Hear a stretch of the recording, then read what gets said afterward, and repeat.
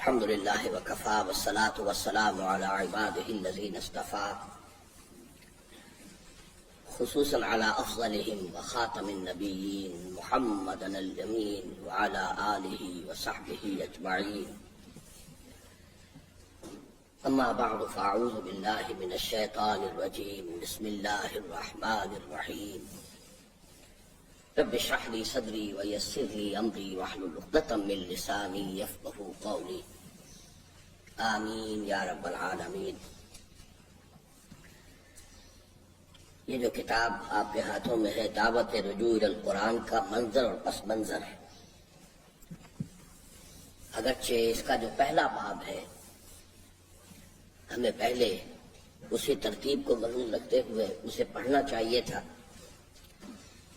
لیکن چونکہ اس مرتبہ میں نے مسلمانوں پر قرآن مجید کے حقوق نامی کتابچے کا مطالعہ پہلے کرایا ہے، تو اس کی مناسبت سے میں یہ سمجھتا ہوں کہ یہ چھوٹا سا مضمون بھی اس کے ساتھ ہی ہم پڑھ لیں تو گویا کہ بہت سی چیزیں کہ جو ابھی ذہنوں میں تازہ ہیں ان کے حوالے سے اس مضمون کو سمجھنا آسان ہو جائے گا۔ اس کا جو ٹائٹل ہے قرآن حکیم قرن اول میں اور اس کے بعد، یہ اصل میں یہ ٹائٹل ہے اس کتاب کے پہلے حصے کا، دوسرے حصے کا، اور اس میں بدء الاسلام میں اسلام کی دو عظیم ترین حقیقتیں قرآن حکیم اور جہاد فی سبیل اللہ، یہ گویا کہ اس کا ایسنس ہے، اس کا تھیم ہے۔ بدء الاسلام یعنی اسلام کی ابتدا میں، اور یہاں اسلام سے مراد جی پیج آپ یہ نکال لیجئے 80، بلکہ آپ 81 سے مضمون تو شروع ہوگا، یہ اس سے ایک صفحہ پہلے ہے تو 79 سمجھیے، یہاں باب اول لکھا ہوا ہے۔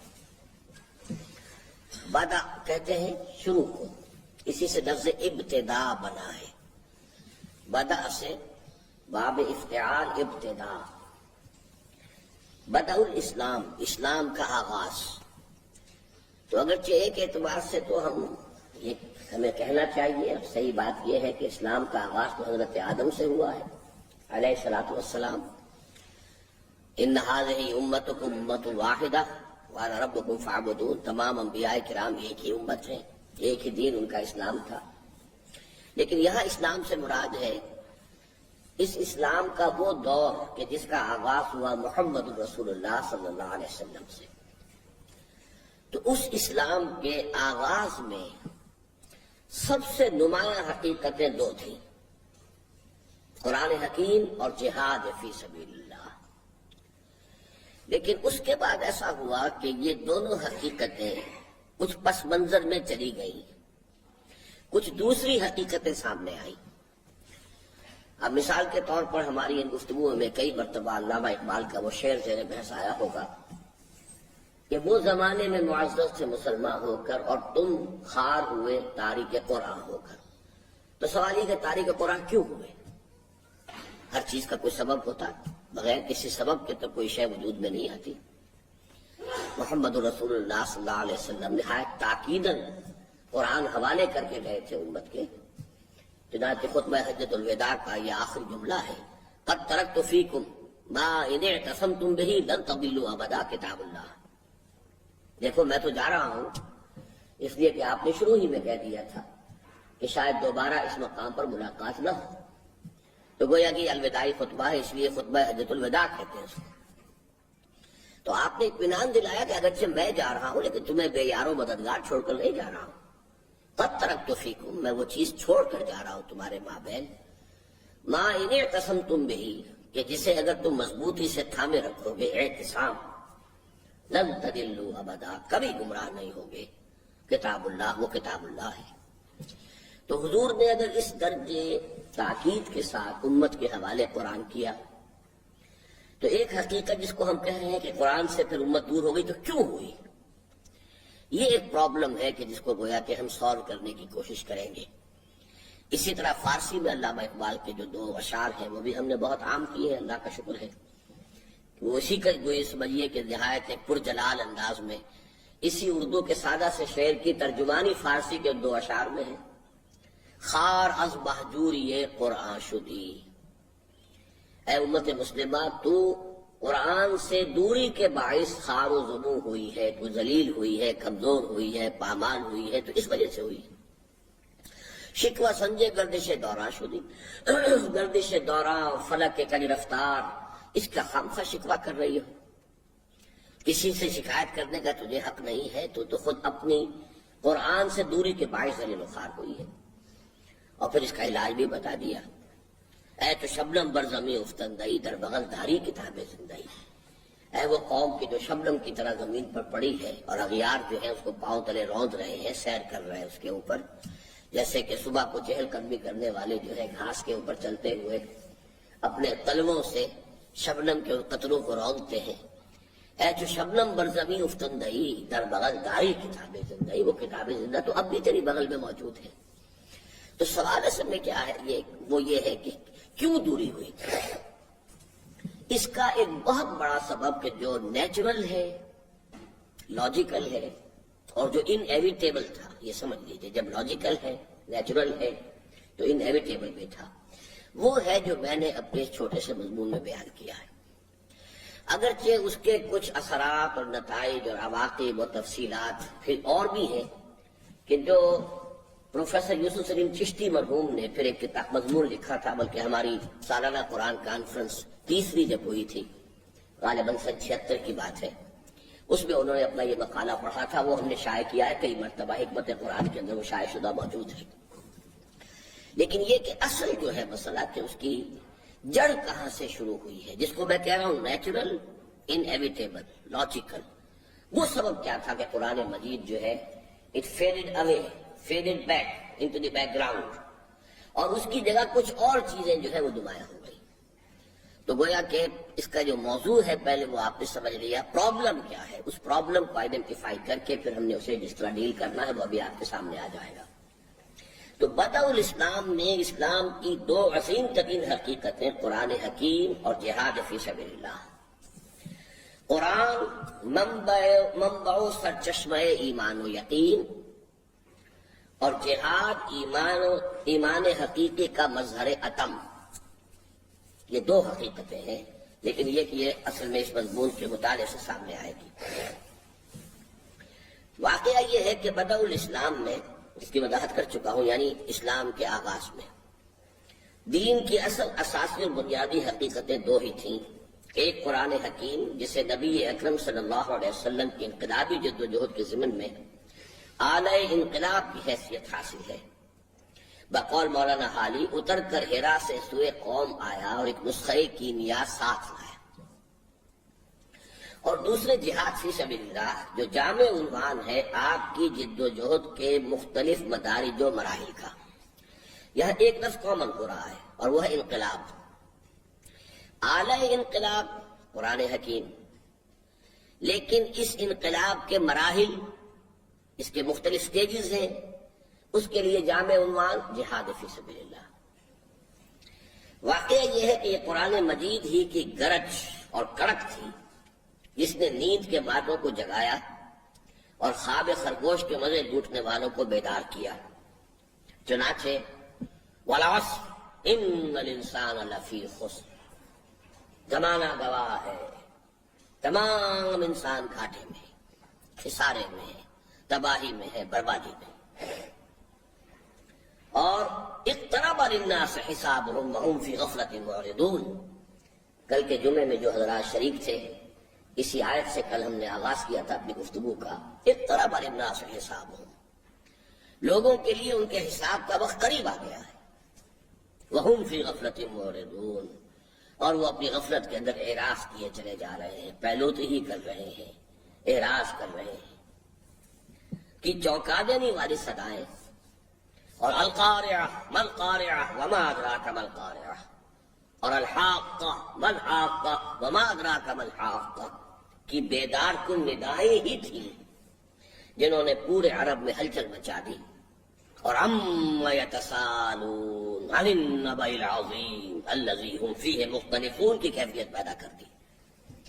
عما یتساءلون، یہ کس چیز کے بارے میں ایک دوسرے سے گفتگو کر رہے ہیں، سوال کر رہے ہیں، پوچھ گچھ کر رہے ہیں؟ یعنی یہ جو خبر دی محمد رسول اللہ صلی اللہ علیہ وسلم نے کہ قیامت کے بعد قیامت آئے گی، قیامت کے بعد تمہیں اٹھا کر کھڑا کر دیا جائے گا، باعث بعد الموت ہوگا اور پھر تمہیں جواب دہی کرنی ہے۔ یہ ہے بنیادی نقطہ دعوت انبیاء کا۔ اسی لیے پچھلی مرتبہ بھی ہم نے جو نوٹ کیا تھا کہ انذار جو ہے وہ ابتدائی نقطہ ہے دعوت انبیاء کا، خبردار کرنا کہ تم یہ نہ سمجھو کہ زندگی بس یہی زندگی ہے کہ بابر ویش کوش کے عالم دوبارہ نیست۔ اگر تو ایسا ہوتا تو ٹھیک ہے، پھر جس سے جو کچھ ہو سکے جمع کر لے، جتنا چاہے عیش کر لے، جتنی چاہے لذتیں اور یہاں کی منفعتیں جو ہے وہ اپنے لیے حاصل کر لے، حلال سے ہو حرام سے ہو، جائز ہو ناجائز ہو، آپ کا حق ہے یا نہیں ہے، آپ کا ہاتھ جہاں پڑتا ہے ڈالیے۔ لیکن اگر یہ جواب دہی ہے، اگر کوئی عالم اور ہے، اگر باعث بعد الموت ہے، تب معاملہ جو ہے اب قابل غور ہو جائے گا۔ پھر تو انسان کو جو ہے ایک ایک قدم پھونک کر اٹھانا پڑے گا اور ایک ایک لفظ زبان سے پہلے اسے اچھی طرح تول کر نکالنا ہوگا۔ تو کروشل پوائنٹ یہی ہے۔ چنانچہ اولین آیات اولین صورت قرآن مجید کی اصل میں ایمان بالآخرہ، باعث بعد الموت، جنت اور دوزخ، ابدی زندگی، اس کے کیفیات، اس کے احوال، انہی پر مشتمل ہے۔ تو عما یتساءلون ایک ہلچل سے پیدا ہوئی، کیا بات کہہ رہے ہیں محمد صلی اللہ علیہ وسلم؟ عما یتساءلون، تو جو اب معاشرے کے اندر اس سے ایک عام جو ہے گفتگو چھڑ گئی، اس کی عکاسی ہے اس میں۔ عما یتساءلون، یہ کس چیز کے بارے میں ایک دوسرے سے گفتگو کر رہے ہیں، چہمے گوئیاں ہو رہی ہیں۔ یا تساءلون جو ہے اس کا صحیح ترین ترجمہ ہوگا چہمے گوئی، اس لیے کہ سوال کرنا، سآل یسأل، اور اس سے پھر باب افتعال بن جائے گا، یتساءل، تساؤل، تفاعل بنے گا، باب تفاعل، کہ بہت ہی کثرت سے سوال کرنا۔ تو چہمے گوئی ہو رہی ہے، چہمے گوئیاں ہو رہی ہیں۔ عما یتساءلون، کس چیز کے بارے میں چہمے گوئیاں ہو رہی ہیں؟ چہمے گوئی یہ کیا ہے؟ اردو میں ہم بہت بولتے ہیں اس لفظ کو، کبھی آپ نے اس کو اینالائز کیا؟ چہ کیا، میں گوئی تو کہتا ہے، تو کیا کہہ رہا ہے؟ چہمے گوئی، اب یہ ایک محاورہ بن گیا، چہمے گوئی ہو رہی ہے، چہمے گوئی ہو رہی ہے، لیکن یہ فارسی کے جو 3 الفاظ سے مل کر بنا ہے۔ چہ یعنی کیا، میں گوئی تم کہتے ہو، یعنی تمہارا کیا خیال ہے اس معاملے میں؟ محمد نے یہ کہا ہے صلی اللہ علیہ وسلم، عن النبأ العظیم، اس بڑی خبر کے بارے میں، الذی ہم فیہ مختلفون، کہ جس کے بارے میں اب یہ اختلاف میں مبتلا ہو گئے۔ کوئی کہتا ہے نہیں کیسے ہو سکتا ہے، ہمارے آباء و اجداد جن کی ہڈیاں بھی گل سڑ گئیں، اب ان کی تو ہڈیاں بھی موجود نہیں ہیں، کیا دوبارہ وہ بھی اٹھا لیے جائیں گے؟ آباؤنا الاولون، کیا ہمارے اگلے آباء و اجداد بھی اٹھا لیے جائیں گے؟ اذا کنا عظاما نخرہ، کیا جب کہ ہماری گلی سڑی ہڈیاں رہ جائیں گی پھر اٹھا لیے؟ کیسے ہو سکتا ہے؟ ہاتھ لما توعدون، نہیں انہونی بات ہے، بالکل انہونی بات ہے، بڑی دور کی بات ہے۔ یہ کہاں کی کوڑی لائے ہیں محمد صلی اللہ علیہ وسلم، کیا بات کر رہے ہیں؟ یہ ہے وہ کیفیت جس کا میں نے نقشہ جو ہے آپ کے سامنے کھینچا تفصیل سے، وہاں سے ہم آغاز کر رہے ہیں۔ بقول مولانا حالی، وہ بجلی کا کڑکا تھا یا صوت ہادی کے، عرب کی زمین جس نے ساری ہلا دی۔ ایک ہلچل، ایک چہمے گوئی، ایک باہمی گفتگو کا موضوع بن گیا۔ پھر اسی کی آیات بینات تھیں، جنہوں نے هو الذی ينزل علی عبدہ آیات بینات لیخرجکم من الظلمات الی النور، یہ سورۃ الحدید کی آیت ہے جو آپ کے مطالعہ قرآن حکیم کے منتخب نصاب کا آخری سبق ہے، یہ کلائمیکس ہے اس منتخب نصاب کا، اس کی یہ آیت نمبر 9۔ وہی ہے اللہ جو نازل فرما رہا ہے اپنے بندے پر آیات بینات، نہایت روشن آیات، لیخرجکم، تاکہ نکالے تمہیں، من الظلمات، اندھیروں سے، ظلمت اندھیرا، اندھیروں سے، الی النور، نور کی طرف۔ گویا کہ قرآن مجید کا بیسک فنکشن کیا ہے؟ انسان کو اندھیروں سے روشنی میں ڈالا۔ ایک بات تو یہ نوٹ کر لیجئے، اور یہ ہمیشہ بھی آپ کیونکہ سورہ نور کا شاید درس بھی سن رہے ہیں، اس میں بھی یہ نقطہ واضح ہوا ہے، شاید پڑھ چکے ہوں یا سن چکے ہوں، قرآن نور کو ہمیشہ واحد استعمال کرتا ہے، کہیں انوار کا لفظ نہیں آیا، اور ظلمات ہمیشہ جمع میں آئیں گی، ظلمت، ظلمات۔ اس کی وجہ کیا ہے؟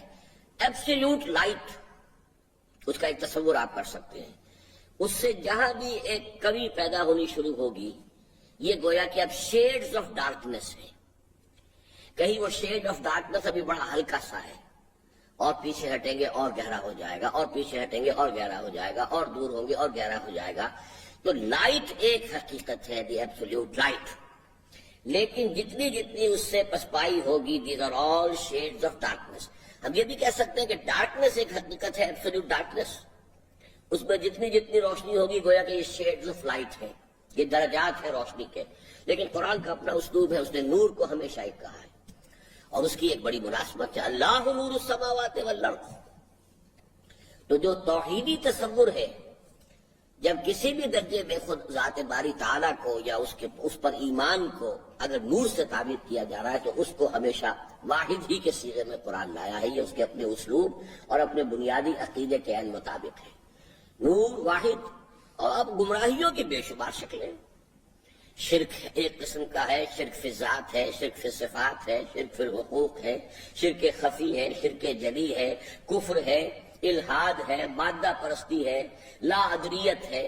یہ ساری چیزیں جو لا ادریت، ایگنوسٹسزم، ہمارے ہاں فلاسفہ کا ایک اسکول آف تھاٹ یہ ہے، ایگنوسٹسزم، کہ ہم کچھ نہیں جان سکتے، اس کائنات کی حقیقت کو ہم نہیں سمجھ سکتے۔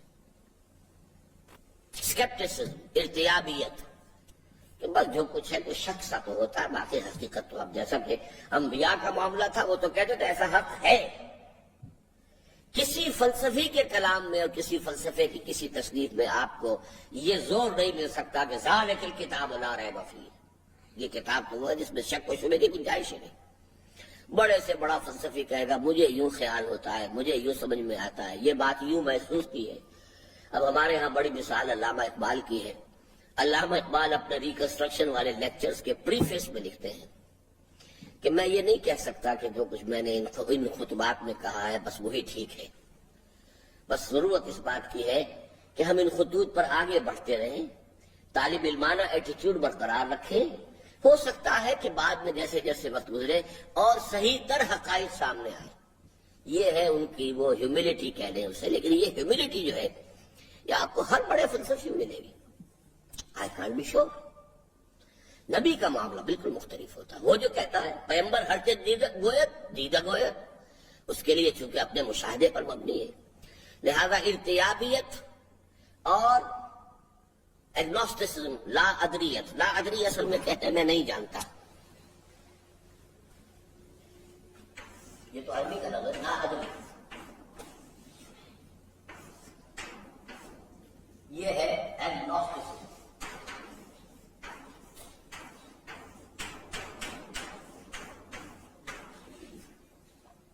اور ریب کہتے ہیں شک کو، ریب سے بنا ارتیاب، یہ بھی عربی کا لفظ ہو گیا، باب اشتعال ہو جائے گا، یہ بھی بعد میں پڑھیں گے آپ۔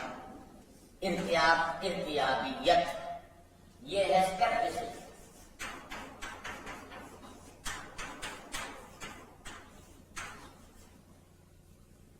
Maybe it is so, maybe it is not so۔ یہ ہے شک، ہو سکتا ہے ایسا ہو سکتا ہے کہ ایسا نہ ہو۔ اور یہ جان لیجئے جو پیور فلسفی ہے اس کی آخری منزل یہی ہے،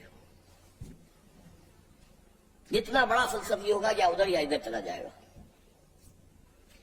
بہرحال میں تو اس وقت شیڈز گنوا رہا تھا، کفر کے شیڈز، الحاد کے شیڈز، ایگنوسٹسزم کے، اسکیپٹسزم کے، ان تمام اندھیروں سے نکال کر نور میں روشنی میں لانے والی شہ قرآن۔ هو الذی ينزل على عبده آیات بینات لیخرجکم من الظلمات الى النور، کہ مصداق انسانوں کو شرک، الحاد، مادہ پرستی، حب عاجلہ اور حیوانیت محضہ۔ حب عاجلہ دنیا کی محبت، عاجلہ عجلت سے بنا ہے۔ عاجلہ یہ دنیا جو ہمارے سامنے ہے، چونکہ یہ فوری طور پر موجود ہے، یہاں کی لذت بھی فوراً محسوس ہوتی ہے، یہاں کی تکلیف بھی فوراً محسوس ہوتی ہے۔ آخرت کی لذتیں بھی ابھی دور ہیں، غیر محسوس ہیں، اور وہاں کی سزائیں یا عذاب جو ہے وہ بھی ابھی ہمارے سامنے نہیں ہے۔ تو آخرہ کے مقابلے میں قرآن مجید دو الفاظ استعمال کرتا ہے، آخرہ، اور اس کو آخرت ہم کہتے ہیں۔ یہ دنیا بھی استعمال کرتا ہے. اس لیے دنیا جو ہے ادنا کا مؤنث ہے. یہ دنیا اردو کا لفظ نہیں، عربی کا لفظ ہے. ادنا قریب تر، جیسے اکبر سب سے بڑا، کبرا سب سے بڑی، اصغر سب سے چھوٹا، صغرا سب سے چھوٹی. ادنا جو قریب ترین ہے، اور دنیا جو مؤنث ہے اس کی قریب ترین. اور آخرہ کے مقابلے میں دوسرا لفظ قرآن استعمال کرتا ہے عاجلہ. تو حب عاجلہ سے مراد کیا ہوئی؟ حب دنیا. گویا کہ دنیا کی محبت میں جب انسان گرفتار ہو جاتا ہے تو یہ ایک اور اندھیرا ہے، بہت بڑا اندھیرا ہے. حیوانیت محض، انسان میں ایک حیوان بھی ہے. سارے حیوانی تقاضے ہمارے ہیں، جتنے بھی اینیمل انسٹنکٹس ہیں سب کے سب ہمیں موجود ہیں. پریزرویشن آف دی سیلف، اپنے آپ کو زندہ رکھنا ہے، کھائے گا، پیے گا، بھوک لگے گی، بھاگے گا، دوڑے گا. کاہے کے لیے؟ پریزرویشن آف دی سیلف، اپنے آپ کو باقی رکھنا ہے. پریزرویشن آف دی اسپیشیز، نسل کو باقی رکھنا ہے. اس کے لیے جنسی تقاضا ہے. اب اس کے لیے شادی کر رہے ہیں، گھر بسا رہے ہیں، اپنے اوپر کتنی مصیبت جھیل رہے ہیں. کہاں ایک پیٹ کا بھرنا کام 10 پیٹوں کو بھرنے کے لیے تیار ہو رہا ہے. فوراً ایک اور کا تو اس نے ذمہ داری لینی ہے نا. اس کے بعد بچے ہوں گے، ان کی ذمہ داریاں ہوگی. یہ سارا بوجھ کیوں اٹھا رہا ہے؟ اس لیے انسٹنکٹ ہے، بیسک انسٹنکٹ ہے، اینیمل انسٹنکٹ ہے، پریزرویشن آف دی اسپیشیز. تو یہ بیسک انسٹنکٹ. اسی طرح اس میں ایک یہ بھی ہے، ریسٹ بھی چاہیے، یہ بھی ضرورت ہے. ریوائٹلائزیشن کے لیے ہر حیوان کو، ہر لیونگ ٹیشو کو ریسٹ چاہیے. اس حوالے سے جتنے بھی حیوانی تقاضے ہیں وہ ہم میں ہیں، لیکن اس کے ساتھ ایک روح بھی ہے، روحانی تقاضے بھی ہیں. لیکن جب روح کی طرف سے نگاہ بند ہو گئی، جیسے کہ کل کے لیکچر میں نے کہا تھا، دجالیت تو نام اسی کا ہے کہ ایک آنکھ بند ہو گئی اور ہم نے صرف مادے ہی کو سب کچھ سمجھ لیا، جسم ہی کو سب کچھ سمجھ لیا، حیات دنیاوی ہی کو سب کچھ سمجھ لیا، کائنات ہی کو سب کچھ سمجھ لیا. ساری دوڑ دھوپ اسی کی سمجھنے میں، اسی کے انویسٹیگیشن میں، اسی کی اسٹڈی میں، اسی کے تمام قوانین جو ہے فزیکل کیمیکل لاز کے، ان کی تلاش کرنے میں اس میں لگے ہوئے. اس کو بھول گئے کہ کوئی اس کا پیدا کرنے والا بھی ہے، اس کی بھی ذات و صفات کے کوئی مسائل ہیں جو ہمیں سمجھنا چاہیے، غور کرنا چاہیے. ہماری کوئی روح بھی ہے، ہماری کوئی حقیقت اور بھی ہے اس جسم اور حیوانیت کے علاوہ. جب انسان اس چکر میں آیا اسے حیوانیت محض کہیں گے. محض کہتے ہیں اسی پر اتفاق کر لینے والی شے. جب انسان اپنے آپ کو محض حیوان سمجھ بیٹھے، حیوان وہ ہے نو ڈاؤٹ، لیکن صرف حیوان سمجھ بیٹھا انسان. اور یہی اصل میں ہوا. ڈارون کے نظریے میں اگر اس کے ساتھ دوسرا فلسفہ موجود رہتا کہ روح ایک دوسری حقیقت ہے، روح کا کوئی سوال نہیں ہے، روح مادی حقیقت نہیں ہے. ڈارون نے جو کچھ کہا ہے وہ انسان کے وجود مادی یا وجود حیوانی کے بارے میں کہا ہے. اگر یہاں تک بات رہتی تو ڈارون کے نظریے میں کوئی فساد نہیں تھا. اس کو آپ اس کی فیس ویلیو کے اوپر چاہیں اس کو ڈسکس کریں، قبول کریں، ریجیکٹ کر دیں، اس کے کیا دلائل ہیں، اس کے اس نے جو ڈیٹا فراہم کیا ہے وہ ایکسیپٹیبل ہے نہیں ہے، یہ ساری چیزیں اپنی جگہ پر. اس سے کوئی فساد پیدا نہ ہوتا کہ جس میں انسانی وجود حیوانی کے لیے ایک توجہ ہے جو ہو رہی ہے، لیکن انسان کی ایک دوسری حقیقت جو ہے، جو اصل انسان ہے، وہ اس کا روحانی وجود ہے. لیکن جب روحانی وجود ذہن سے نکل گیا، رہ ہی گیا صرف حیوانی وجود. اور حیوانی وجود کے بارے میں یہ تصور آ گیا کہ لوور اینیملز کی ہائر ڈیولپڈ فارم ہے. تو گویا کہ جتنا فرق ہے گدھے اور گھوڑے میں، اتنا ہی فرق ہے شمپینزی میں، گوریلے میں اور انسان میں. The difference is only quantitative, not qualitative. کوئی بنیادی نوعیت کا فرق نہیں ہے انسان میں اور حیوان میں. البتہ یہ کہ ایک کوانٹیٹیو ہے، مقدار کے اعتبار سے ہے کہ گدھا جو ہے ذرا کورس اینیمل ہے اور گھوڑا جو ہے ذرا ریفائنڈ اینیمل ہے. اسی طرح بس معاملہ ہے اس کا گوریلے کا اور شمپینزی کا اور انسان کا. اب معلوم ہوا کہ اس کا پھر منطقی نتیجہ نکلا اور وہ آپ کو ملے گا. فرینچ لٹریچر میں ساری چیزیں ملیں گی. انسان بھی حیوان ہے. جب حیوانات میں کوئی فرق نہیں ہوتا، ماں بہن بیٹی بیوی کا کوئی فرق نہیں ہے، تو ہم نے خام خواہ اپنے اوپر جو ہے یہ قیود عائد کر لی. جہاں پیاس لگتی ہے جو پانی ملتا ہے آدمی پی لیتا ہے، جہاں جنسی پیاس بڑھ کے جہاں سے جس طریقے سے بھی اس کی تسکین کر لی جائے، خام خواہ یہ حلال یہ حرام یہ جائز یہ ناجائز، یہ رشتہ جو ہے محرمات عبدیہ میں سے ہے، اس کے ساتھ ہمارا کوئی تعلق نہیں وغیرہ وغیرہ، یہ سب ہم نے خام خواہ اپنے اوپر بیڑیاں اپنے پاؤں میں ڈالنی ہے. جب ان حیوانوں کے اندر نہیں ہے تو کاہے کو ہم نے اپنے اوپر یہ اضافی جو ہے ذمہ داریاں اور اضافی بوجھ ڈال دی. یہ باقاعدہ یعنی وہاں کے یعنی فرانسیسی ادب کا یہ بڑا حصہ ہے.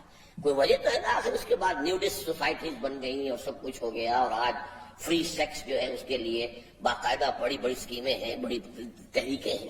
ان کے پیچھے کیا ہے؟ حیوانیت محض، کہ انسان کو جب آپ نے سمجھائیے کہ انسان محض حیوان ہے اور اس کی حقیقت روحانی آپ کی نگاہ سے اوجھل ہو گئی، تو ظاہر بات ہے کہ پھر اس کا جو بھی ہیوک اس نے پلے کرنا تھا اس نے پلے کیا ہے. تو اب یہاں الفاظ نوٹ کیجئے. پھر اسی کی آیات بینات تھیں جنہوں نے هو الذی ينزل علی عبدہ آیات بینات لیخرجکم من الظلمات الی النور کے مصداق انسانوں کو شرک، الحاد، مادہ پرستی، حب عاجلہ اور حیوانیت محضہ کے ظلمات بعضها فوق بعض. یہ آپ کا ختم ہو چکا ہے 10 سورہ نور کا یا نہیں؟ تو اس میں یہ الفاظ تو آپ نے پڑھ لیے ہوں گے نا. تاریکیاں ہیں تہ برتہ ہیں، تاریکیاں ہیں اندھیرے ہیں ایک دوسرے کے اوپر. یہ الفاظ سورہ نور ہی سے ماخوذ ہیں. ایسے مہیب اور ہولناک اندھیروں سے نکال کر ایمان اور یقین کی روشنی سے بہرہ فرمایا. چنانچہ اب اس کے کیا نتیجے نکلے؟ وہ ایک طرف عرفان الہی اور محبت خدا بندی سے سرشار یعنی مست بادہ الست ہو گئے.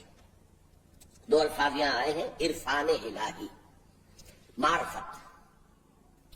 اس کے لیے انگریزی لفظ ہے گنوسس، اگرچہ اس میں پھر جی لگتا ہے ساتھ.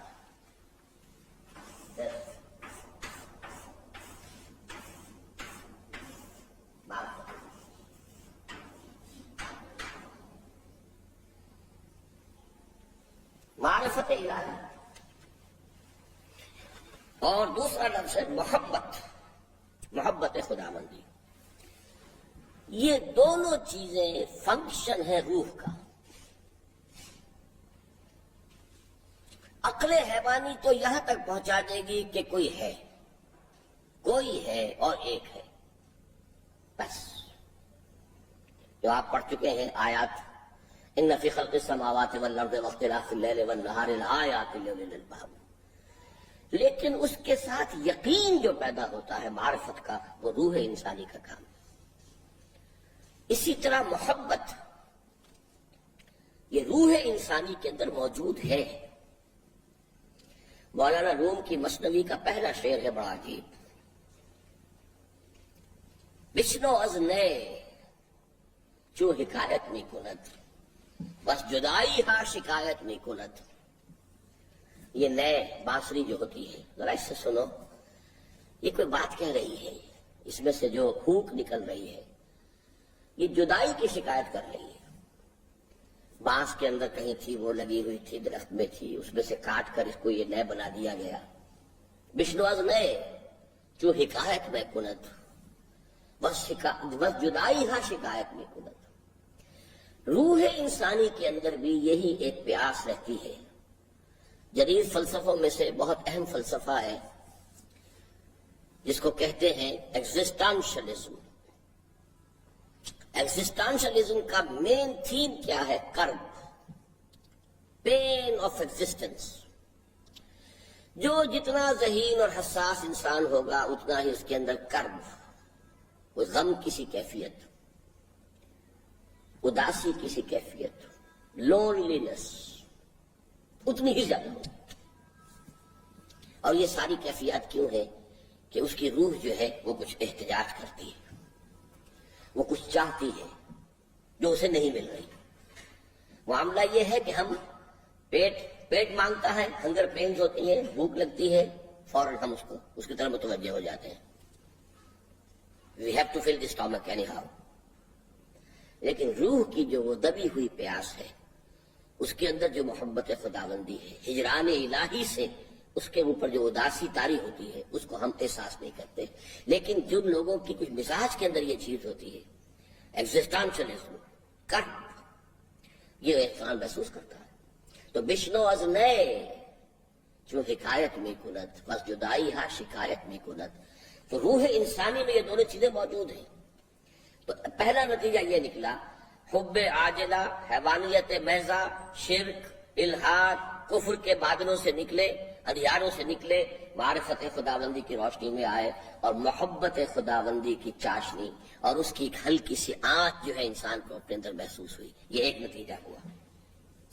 دوسری طرف دنیا و مافیہ ان کی نگاہوں میں مچھر کے پر سے بھی حقیر تر ہو گئے. یہاں مست بعد الست کو سمجھتے ہیں آپ لوگ کیا مطلب ہے؟ الست آتا ہے لفظ قرآن مجید میں. اللہ تعالیٰ نے تمام ارواح انسانیہ کو پہلے پیدا کیا تھا، ابھی اجساد کی پیدائش شروع نہیں ہوئی تھی، عالم ارواح. اس وقت اللہ نے ان تمام ارواح سے ایک عہد لیا تھا، الست بربکم قالوا بلا، کیا میں تمہارا مالک پروردگار رب نہیں ہوں؟ تمام ارواح انسانیہ نے اقرار کیا، کیوں نہیں پروردگار، تو ہمارا رب ہے. یہ عہد کر کے ارواح انسانیہ دنیا میں آئی ہے. تو اس کو کہتے عہد الست. الست بربکم قالوا بلا. جن لوگوں نے دنیا میں آ کر ان اندھیاروں سے نکل کر پھر اپنے اس عہد کو تازہ کر لیا، پہچان لیا اپنے رب کو، جیسے سورہ لقمان میں بھی آپ نے پڑھ لیا کہ تمام سلسلہ آئے اسباب سے نکل کر انسان ایک جمپ لگاتا ہے، مسبب الاسباب تک پہنچ جاتا ہے. انی وجہت وجہی للذی فطر السماوات والارض حنیفا. کیونکہ وہاں تو ہم صرف ارواح کی شکل میں تھے، نہ پیٹ تھا، نہ کوئی شہوانی جذبہ تھا، نہ کوئی گھر گرہستی کے دھندے تھے، نہ وہ اپنی کہیں کاروبار میں جانا تھا، نہ کہیں معاش کی جو ارواح تھی. لہذا اس وقت تو اللہ کی محبت ہی محبت تھی، اللہ پر ایمان. الست بربکم قالوا بلا. یہاں ہم آئے ہیں تو 100 چکروں میں باندھ کر، جس کو بہت عمدہ کیا ہے کہ درمیان قار دریا تختہ بندم کر دئی، بعض بھی گوئی کے دامن ترمکن ہوشیار باش. اے اللہ تو نے ہمیں سمندر میں ایک تختے کے اوپر ڈال کر پھینک دیا ہے، اور تقاضا ہم سے یہ ہے کہ تمہارا دامن تر نہیں ہونا چاہیے. اس دنیا میں ہمیں ڈالا ہے، پیٹ ہمیں لگا ہوا ہے، دھندے ہمارے ساتھ ہیں، ہمارے سوشل تقاضے ہیں، مطالبے ہیں، بھاگ ہے، دوڑ ہے، ہر طرف جو ہے پھر وہ گناہ کی دعوت ہے، طرح طرح کی ٹیمپٹیشنز ہیں. اور اے اللہ ہمیں یہاں ڈال کر تو کہتا ہے کہ دیکھنا دامن تر نہ ہو، کہیں گناہ میں آلودہ نہ ہو جانا، کہیں کوئی میری جو ناراضگی والی بات ہے اس میں ملوث نہ ہو جانا. درمیان قار دریا تختہ بندم کر دئی، بعض بھی کوئی کہ دامن ترما کن ہوشیار باش. یہاں پر رہتے ہوئے پھر انسان کا معاملہ یہ ہے کہ یہاں پر رہ کر بھی اگر کسی نے اللہ کو پہچان لیا، اسی کی محبت جو ہے اور وہی اس کا مقصود و مطلوب بن گئی. شاید آپ نے وہ حقیقت شرک میں وہ پھر میرے وہ الفاظ نوٹ کر لیجئے کہ توحید کے 3 مفہوم ہیں جو مختلف لیولز پر واضح ہوتے ہیں. لا الہ الا اللہ پہلا مفہوم کیا ہے؟ عوامی سطح پر لا معبود الا اللہ. اس سے اوپر چلیے، لا الہ الا اللہ کا مفہوم لا محبوب الا اللہ، لا مقصود الا اللہ، لا مطلوب الا اللہ. مقصود و مطلوب و محبوب حقیقی صرف اللہ. کوئی اور شے مطلوب و مقصود و محبوب حقیقی کے درجے میں شامل ہو گئی، یہی شرک ہے. اس سے اوپر کی سطح جو ہے وہ بہت اونچے اذہان کے لیے ہے، عام ذہن جو ہے اس کو گریسپ نہیں کر سکتے، شرک میں مبتلا ہو جاتے ہیں. وہ پھر ہے وہ وحدت الوجود. آخری سطح ہے لا الہ الا اللہ، لا موجود الا اللہ. موجود بھی صرف وہی ہے، باقی سب سراب ہے، دھوکہ ہے. یہ سب ٹرانزینٹ جیسے کہ شیڈز ہوتے ہیں، نتھنگ ایلس. یہ لیکن وہ اس میں ذرا پاؤں پھسلے تو انسان چلا جاتا ہے پھر پینتھیزم میں، جو بدترین شرک ہے. یہ پوری بحث آپ سن چکے ہیں اس میں. لیکن یہ کہ بہرحال اس کا درمیانی درجہ جو ہے جو سب کے لیے ہونا چاہیے، ہر شخص کے لیے، جو ایمان کا اصل جوہر ہے کہ والذین آمنوا اشد حبا للہ. شدید ترین محبت اگر اللہ کی ہے تو ایمان ہے اور توحید ہے. اور اگر کوئی محبت بھی اللہ کی محبت سے بالا تر ہو گئی یا اس کے برابر، الفاظ شاید یاد ہو، دل کے سنگھاسن پر، سنگھاسن کہتے ہیں تخت کو، ہمارے دل کا ایک تخت ہے، اس تخت پہ صرف اللہ کی محبت بیٹھی رہے تب تو ہے توحید. اور دل کے سنگھاسن پر کوئی اور محبت بھی اللہ کی محبت کے ساتھ آ کر بیٹھ گئی تو شرک ہے. تو یہ ہے معرفت الہی اور محبت الہی. اور جب یہ چیزیں ہوتی ہیں تو گویا کہ مست بادائے الست ہو گئے. وہی جو معاملہ ہمارا عالم ارواح میں تھا، در حقیقت اسی کو تو ہم نے حاصل کرنا ہے کہ اس دنیا میں رہتے ہوئے، مادی غلافوں میں لپٹے ہوئے، طرح طرح کے مسائل سے دوچار ہو کر بھی ہم عہد الست کو نبھاتے رہیں کہ وہی رب ہمارا ہے. دوسری طرف اب اس ایمان کا دوسرا نتیجہ کیا ہے؟ دوسری طرف دنیا اور مافیہ ان کی نگاہوں میں مچھر کے پر سے بھی حقیر تر ہو گئے. یہ ایک حدیث ہے، اصل میں اس کی طرف اشارہ ہے، یہاں پر اس کا حوالہ تو نہیں ہے، اشارہ ہے. حضور نے فرمایا صلی اللہ علیہ وسلم، اگر دنیا و مافیہ، یہ دنیا و مافیہ یہ بھی ایک محاورے کے طور پر بولا جاتا ہے. مطلب کیا ہے؟ دنیا اور جو کچھ اس میں ہے، کل یہ دنیا اور جو کچھ اس میں ہے، اس کی ساری دولت، اس کی ساری رنگینیاں، اس میں جن جن چیزوں سے انسان کو عزت ملتی ہے، جن جن چیزوں سے اسے راحت ملتی ہے، دنیا و ما فیہا اگر اللہ کی نگاہ میں مچھر کے پر کے برابر بھی وقت رکھتے تو اللہ کسی کافر کو یہاں سے ایک گھونٹ پانی بھی مہیا نہ کرتا. کفر اللہ کو پسند نہیں نا. اب ظاہر بات ہے کہ کافروں کو جو دول دے رکھی، کیوں دے رکھی؟ اس کے اللہ کی نگاہ میں اس کی کوئی حقیقت ہے ہی نہیں. اور جو شخص معرفت الہی سے سرشار ہو جائے گا اس کی کیفیت یہ ہو جانی چاہیے کہ دنیا و ما فیہا اس کی نگاہ میں مچھر کے پر کے برابر وقت نہ رکھے. اصل شے اللہ کی محبت، اللہ کی رضا، اللہ کے لیے بھاگ دوڑ. اصل شے آخرت کی نعمت ہے. یہاں تو بس رہنا ہے، یہاں کی زندگی گزارنی ہے اللہ کے احکام کے مطابق. جو ہم نے اگر گزار لی تو بس یہی کامیابی ہے، یہی بڑی کامیابی ہے. یہ کیفیت حدیث کے مطابق ہے. حضور صلی اللہ علیہ وسلم کی ایک اور حدیث بڑی پیاری ہے، مالی ولی دنیا، مجھے اس دنیا سے کیا سروکار ہے. اب دیکھیے بھرپور زندگی گزاری ہے محمد رسول اللہ صلی اللہ علیہ وسلم نے. وہ کوئی کسی راہب خانے میں کوئی زندگی نہیں گزاری ہے، کہیں تپسیائیں نہیں کی ہیں، کہیں جا کر کسی غار میں تھوڑا سا وقت ضرور ہوا ہے. ایک خاص دور آیا آپ پر، نبوت کا ظہور جب ہونے والا تھا، اس وقت وہ خلوت پسندی آپ کو جو ہے وہ عزیز ہو گئی، خلوت گزینی، اور آپ غار حرا میں کچھ ایک عرصہ ہے بس. اس کے بعد تو جو بھرپور زندگی ہو سکتی ہے، دعوت ہے، تبلیغ ہے، گھریلو زندگی بھی بھرپور ہے، بال بچوں دار ہے، بیویاں ہیں، شادیاں کی ہیں، جہاد ہے، قتال ہے، مقدمات نپٹا رہے ہیں، سارے معاملات ہیں. اور مسجد نبوی کے، بلکہ میں تو کبھی کبھی حیران ہوا کرتا ہوں کہ ہمارے ہاں ذرا کوئی بڑی مسجد ہو، اس کے خطیب صاحب کوئی اور ہوتے ہیں. ان خطیب صاحب سے یہ آپ یہ توقع نہیں کر سکتے کہ وہ 5 وقتہ نماز بھی پڑھائیں، وہ تو خطیب ہے. پھر نمازوں میں بھی 5 وقت کی نماز، کوئی 2 وقت کی نماز کوئی پڑھاتا ہے، کوئی اور وضو کے بعد نمازیں کوئی اور پڑھاتا ہے. 5 وقت کی نماز پڑھانا یہ بھی گویا کہ بڑا مشکل کام ہے. پھر صوفی حضرات کا کام تو ہے ہی نہیں کہ وہ نماز پڑھائیں، یہ تو درویش ہے، ولی اللہ ہے، وہ تو نماز پڑھاتے نہیں. ساری چیزوں کو دیکھیے.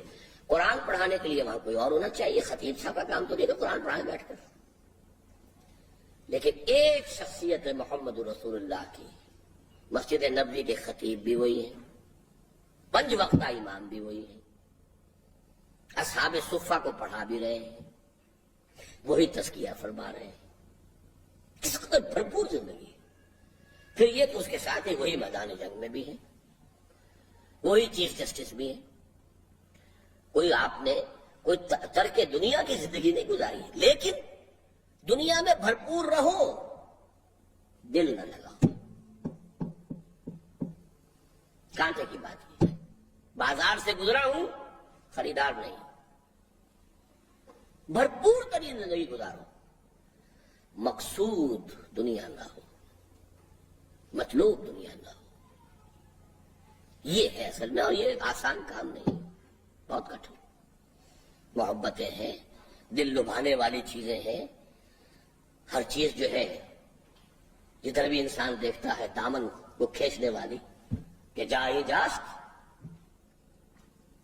یہ ہے اصل مطلب کہ قرآن نے جو پیدا کیا ہے انقلاب، وہ یہ تھا، ایک طرف معرفت خداوندی، محبت خداوندی، اس کے سینے جب اس سے آباد ہو گئے تو بعد الست، عہد الست کی شراب میں وہ مست ہو گئے۔ نمبر 2، دنیا و ما فیہا ان کی نگاہ میں مچھر کے برابر بھی نہیں۔ جی، مالی ولی دنیا، مالی ولی دنیا، کیا مجھے اور اس دنیا سے کیا سروکار۔ یہ دونوں حرف جہاد ہیں۔ اس کے بعد اصل میں طویل حدیث سے وقت زیادہ لگ جائے گا۔ طویل حدیث کے الفاظ آگے یہ ہیں، اردو میں آپ لکھ لیجئے۔ میری مثال تو اس سوار کی سی ہے جو تھوڑی دیر کے لیے سستانے کے لیے کسی درخت کے نیچے سائے میں آرام کرنے کے لیے رکتا ہے، پھر وہ اپنا راستہ لیتا ہے۔ اس کو اس درخت سے کوئی دلچسپی نہیں ہے، وہ اس کا گھر نہیں ہے۔ یعنی دنیا میں ہمارا اس طرح کا معاملہ ہو جیسے کچھ عارضی سا ہمارا یہاں قیام ہے، جیسے کہ درخت کے نیچے تھوڑی دیر ٹھہر کے سستا لیے۔ انما مثلی کراکب استظل تحت شجرۃ ثم راح فترکھا، میری مثال تو اس سوار کی سی ہے جو کسی درخت کے سائے میں تھوڑی دیر کے لیے سستانے کے لیے ٹھہرتا ہے، پھر اسے چھوڑتا ہے، اپنا راستہ لیتا ہے۔ دنیا سے بس اگر کوئی سروکار ہے تو اتنا ہے۔ اور وہ کلیتاً طالب عقبہ بن گئے۔ اب دیکھیے، عقبہ یہ دنیا جیسے آخرہ ہے، ایسے ہی عقبہ کا لفظ اس کے مخالف آئے گا، عاقبت، الہی عاقبت۔ اس کے بارے میں آتا ہے نا کہ اے اللہ میری عاقبت درست کر دیجیے، تو اس حوالے سے عاقبت۔ تو میں نے جو آخرت کہا تھا ایک ہی اس کے مقابلے میں لفظ آیا تھا، اب یہاں پہ دوسرا لفظ میرے آئے گا، آخرت، عاقبت، دنیا اور عاقبہ۔ طالب عقبہ یعنی طلب ہو دو چیزوں کی، اللہ کی رضا اور عاقبت کی فلاح۔ الہی عاقبت محمود گرداں، لفظ یاد نہیں آ رہا تھا، بہت پیارا ہے یہ، اس کو تو کبھی آپ اپنی دعاؤں میں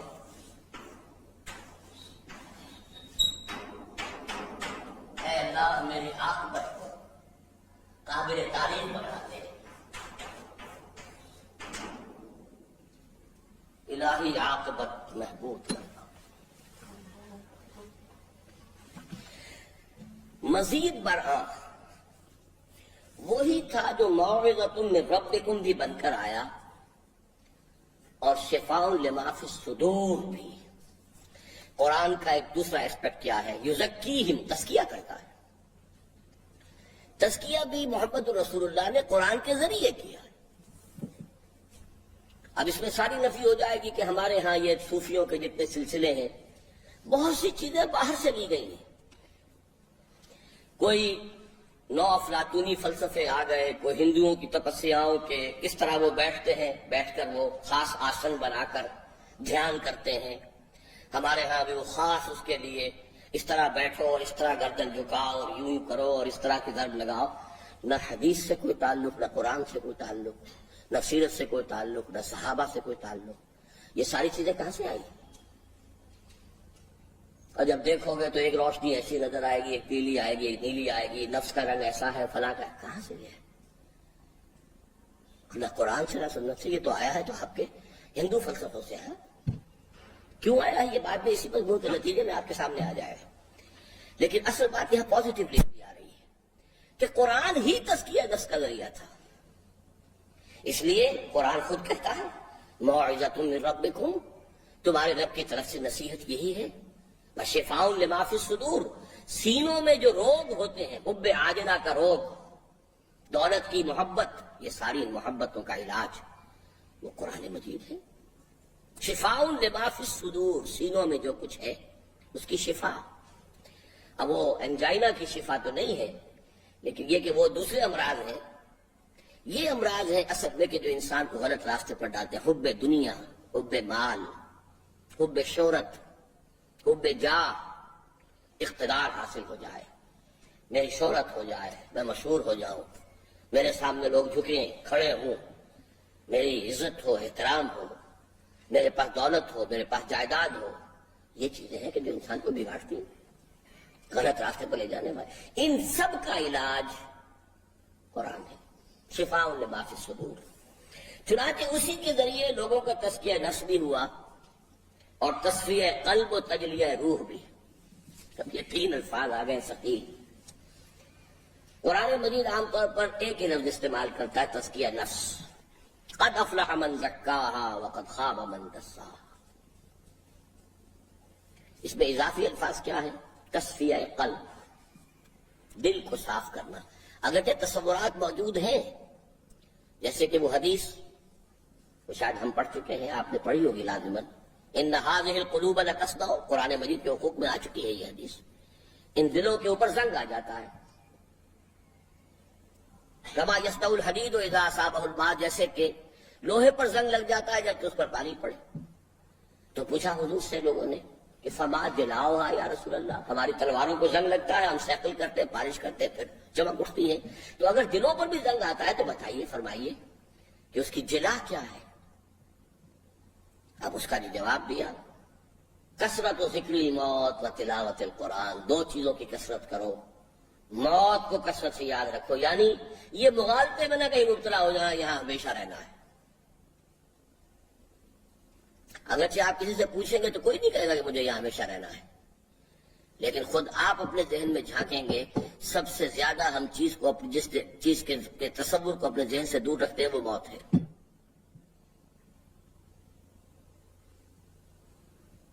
اسے ہم سمجھتے ہیں اور مرتے ہیں. چاہے کسی کو کندھے پہ اٹھا کے لے گئے، ابھی دفن کر کے آئے ہیں، اس وقت بھی تھوڑی دیر کے لیے تو آدمی کے کچھ احساس میں اور اس کے اعصاب میں کوئی ارتعاش سا ہوتا ہے، کچھ جھنجھناہٹ سی پیدا ہوتی ہے کہ بھائی منزل تو یہی ہے، یہیں آنا. واپس آئے اور پھر وہ بال بچے اور دنیا کے دھندے اور دکان اور ڈاکٹر صاحب بیٹھے ہوئے تو مطب اور آپریشن تھیٹر اور یہ اور وہ سب چیزیں وہی کی وہی ہے. اسی میں آدمی ایسا گم ہوتا ہے.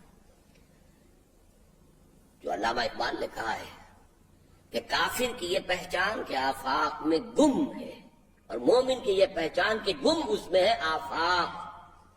وہ رہتا ہے دنیا میں لیکن اس سے بلند رہتا ہے. دنیا اس کے گویا کہ اس کے اندر گم ہو کر رہ جاتی ہے. وہ دنیا اس کو اپنے اندر گم نہیں کر سکتی. کافر کی یہ پہچان کہ آفاق میں گم ہے، اور مومن کی یہ پہچان کہ گم اس میں ہے آفاق. تو تصفیہ قلب، قلب کو صاف کرنا. قلب پر جو زنگ آ گیا ہے، قلب کے اوپر غبار آ گیا ہے، اسی لیے ہمارے اردو میں بھی فارسی میں بھی آئینہ قلب، دل کو ایک آئینے سے تشبیہ دی گئی ہے. اور ابھی آپ پڑھ چکے ہیں سورہ نور میں، مثلا نور ہی کا مشکات فیہا مصباح، المصباح فی زجاجہ. ایک شیشہ ہے، اس شیشے کے اندر وہ جو دیا ہے وہ شیشے میں رکھا ہوا ہے، وہ آئینہ قلب ہے. اس کے اندر وہ روح ہے، اس روح میں وہ معرفت خداوندی اور محبت خداوندی موجود ہے. لیکن اس شیشے کے اوپر سموک آ گیا ہے، دھوئیں نے اس کو اتنا سیاہ کر دیا ہے کہ اب اس روح کی روشنی جو ہے وہ اندر ہی اندر ہے، باہر نکل نہیں سکتی. اس کو اب صاف کر دیجئے، چمنی کو صاف کر دیجئے، اب اس کی روشنی جو ہے روح کی پورے وجود کو منور کر دے گی. یہی عمل ہے تزکیہ قلب. اور تیسرا لفظ میں اور لایا تجلیہ روح. تجلیہ جلی، یعنی اگر چراغ کی روشنی مدھم ہے، بتی ذرا نیچے کو ہو گئی ہے، تو آپ اسے بھی تو اٹھاتے ہیں نا ذرا اوپر کہ وہ لو بھی پوری ہو جائے. تو روح کے اندر بھی تجلی، اس کی روشنی بڑھے. تین الفاظ اب یہاں آ گئے. تزکیہ نفس، یہ اصل میں ہمارے ہاں تصوف میں تو کہلاتے ہیں لطائف ستہ.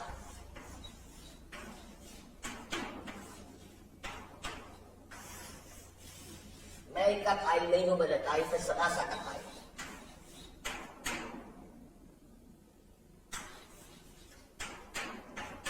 تین کیا ہے؟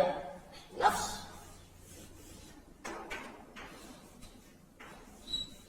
قلب، روح. اور عجیب بات یہ ہے، اور یہ انشاءاللہ ایک اور مضمون جب ہم پڑھیں گے تو زیادہ تفصیلی بحث ہوگی. میں فرائڈ کا بہت قائل ہوں of his equity of vision. Observation, equity of observation, उसने भी नफ्स इंसानी के 3 लेवल आइडेंटिफाई किए। सबसे नीचे वाले को वो क्या कहता है? इड और लिबिडो। उसके ऊपर ईगो, फिर उसके ऊपर सुपर ईगो। यानी ये मुशाहदा कर लेना बहुत बड़ी बात है कि इंसान की मानवीय शख्सियत के 3 लेवल्स हैं। अगरचे इड और लिबिडो को तो हर इंसान समझ सकता है, ये हैवानियत है, उसके सारे हैवानियत का जो खुलासा है वो ये नफ्स है। फिर ईगो, फिर सुपर ईगो। तो सिर्फ 3 की तकसीम के एतबार से मैं उसका बहुत कायल हूं। बाकी ना वो ईगो को सही समझता है, ना सुपर ईगो को समझ सका है। सुपर ईगो जिस शय का नाम उसने करार दिया वो बिल्कुल उसका धोखा और फ्रेब है। अब उसकी तफसीर में मैं नहीं जाऊंगा। वो रूह इंसानी है। ये जो कल्ब है इसके ऊपर दोनों दबाव पड़ते हैं, इसीलिए कल्ब का नाम ही कल्ब इसलिए है कि कल्ब के बदल रहे हैं। कल्ब माहियत किसी शय की असल हकीकत का इसेंशियल चेंज अगर हो तो कल्ब माहियत। और दिल बेचारी वो शय है हमारे जिस्म का वो उज़्व है जिसे किसी कल चैन नहीं है। ये सुकड़ रहा है या जो है सुकड़ रहा है, फैल रहा है, सुकड़ रहा है, फैल रहा है, सुकड़।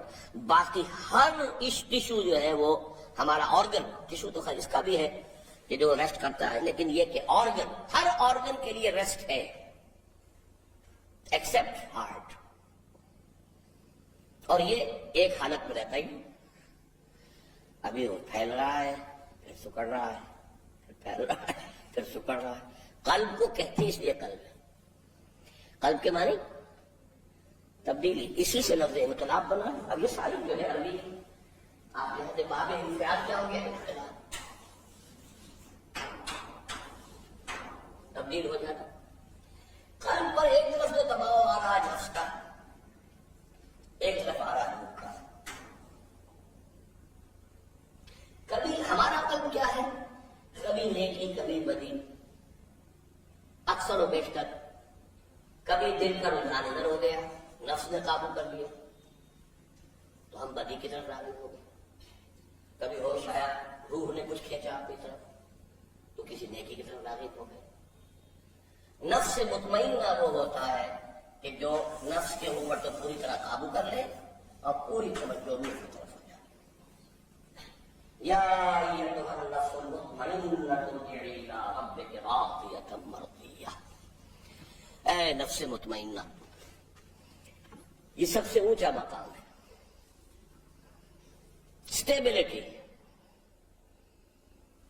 के कल्ब कुल्लियतन मुतवज्जे है रूह की तरफ। रूह के अनवार से मुनव्वर होकर पूरे वजूद को उसने अपने काबू में लिया हुआ है, गवर्न कर रहा है।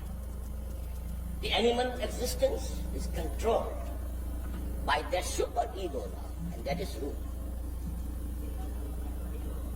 ये हार्ट ही है, इसी से मुंसलिक है रूह। देखिए हर शय की एक हकीकत है। हमारे पूरे वजूद में जान है, कहां है कुछ पता नहीं। इसलिए यूं समझ लीजिए कि कल्ब ही में रूह है, रूह का मस्कन कल्ब है। यहां तो मैंने उसे अलग लिखा था। अब यूं समझिए कि इसको अगर हम ज्यादा सही इसको करेंगे तो ये है, ये रूह है, ये कल्ब है, और ये फिर पूरा होता है बाकी ये ठीक लो।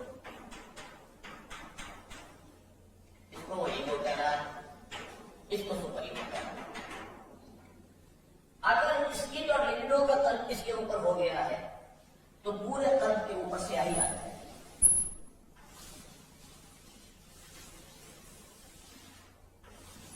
रूह के अनवार अंदर बंद हो गए।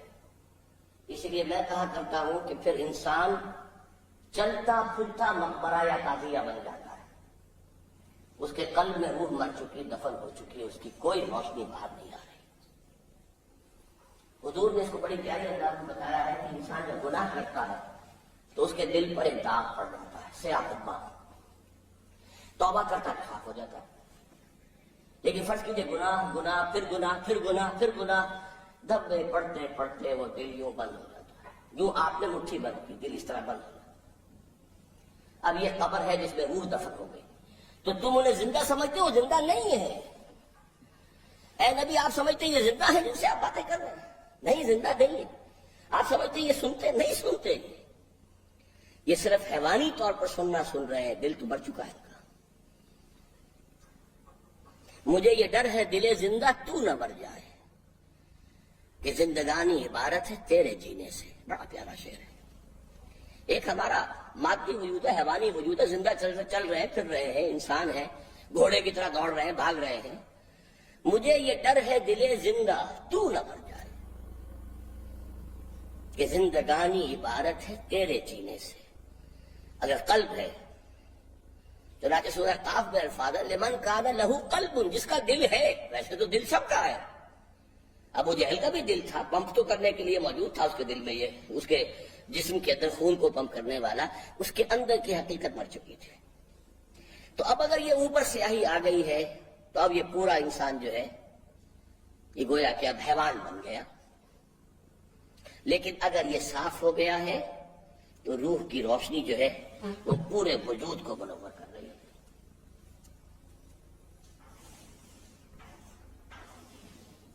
یہ جب روح انسانی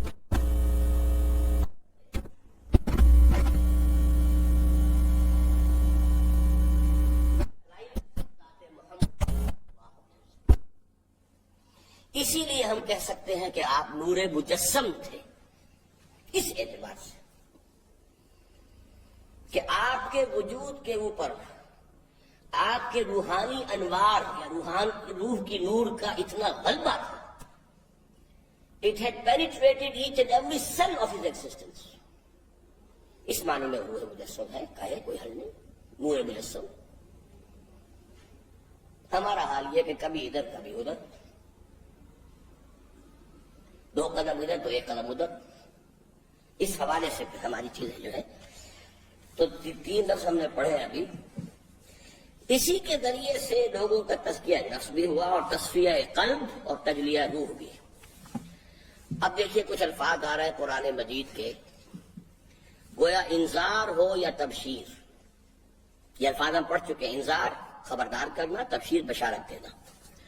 تبلیغ ہو یا تذکیر، یہ الفاظ بھی ہم پڑھ چکے ہیں. ذکر، تذکر، تذکیر یاد دہانی کرانا، تبلیغ قرآن پہنچا دینا. موعظت ہو یا نصیحت، تعلیم ہو یا تربیت، تزکیہ ہو یا تصفیہ، تجلیہ ہو یا تنویر. تنویر بھی نور سے بنے گا، باب تفعیل، منور کرنا. الغرض، اب ان سب کو جمع کیا، تطہیر ہو یا تعمیر، وجود انسانی کو پاک کرنا نفسانی خواہشات، نفسانی داعیات سے، اور منور کر دینا روح اور ایمان کے انوار سے.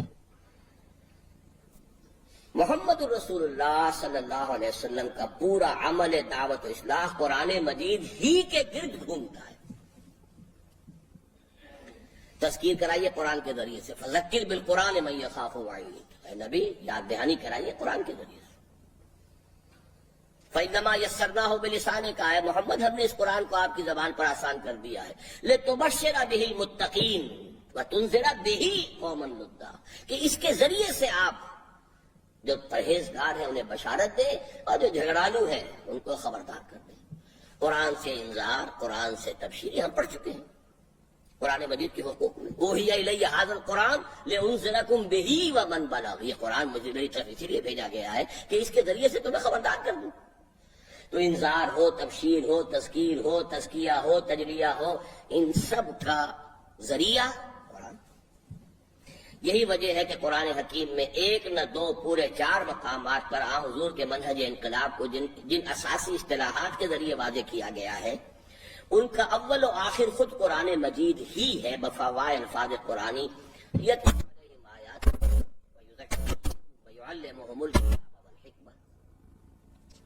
عام طور پر علماء اور مفسرین نے ان 4 میں سے صرف 2 کو قرآن سے متعلق سمجھا ہے. یہ مغالطہ ہے بہت بڑا.